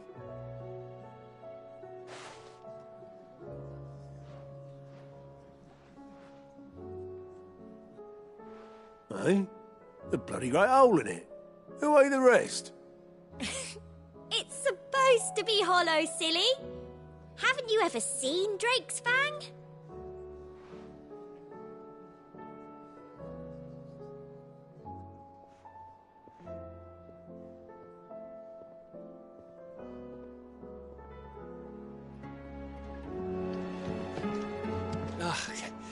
You alright? Something troubling you? No more than usual. It's just... Etta's baby will be coming soon, and I wanted to make something for it. I'm sure she'd like that. Back in the north, families would always make gifts when a bairn was on the way. Yeah, I'll let the little tykes know they were welcome in their new homes, like. So, what's the problem? Well, the problem is that Etta's due any day now, and I don't know if I'll be ready in time. Is there anything I can do to help? You know, there just might be. All right then. What exactly are we making? A good luck charm. But not just any good luck charm. Not just any. No. One made from the feather of a silver chocobo. There's nowt lucky in all the realm, or so we used to say back home anyway. Thing is, they're hard to come by. Had Otto and Karen check with their suppliers, but nothing. I'd try and track one down myself, only... Only the big day is fast approaching. And that's all you need, a feather. That or the bird whose arse it's attached to, aye. I was gonna start by asking around with travelling traders plying the northern borders. Well, there's no shortage of those passing through Martha's. I think I might make that my first port of call. I'll let you know if I find anything. You're a good friend, Clive. I won't forget this.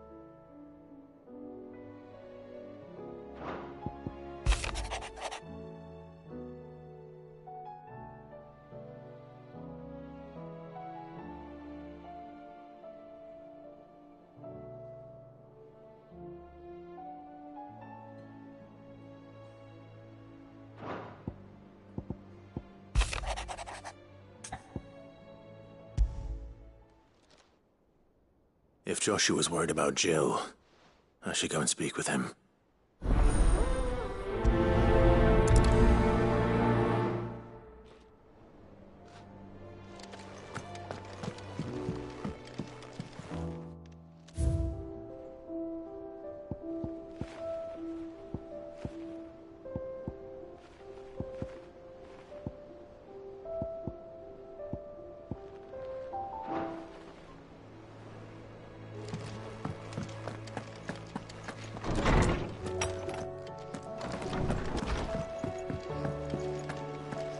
First the skies, then the crystal.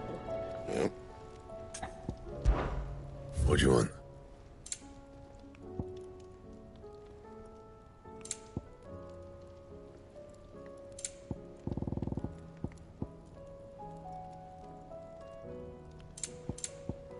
And?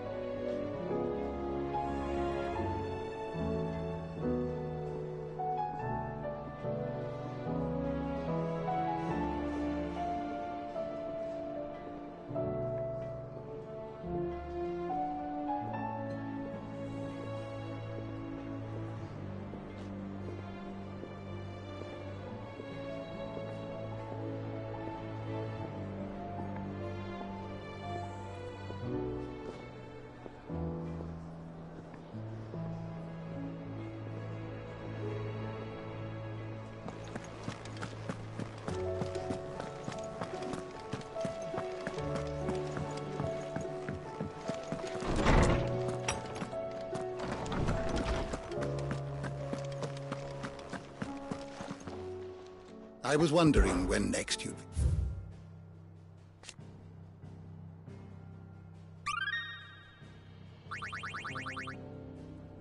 You wish to study the tomes?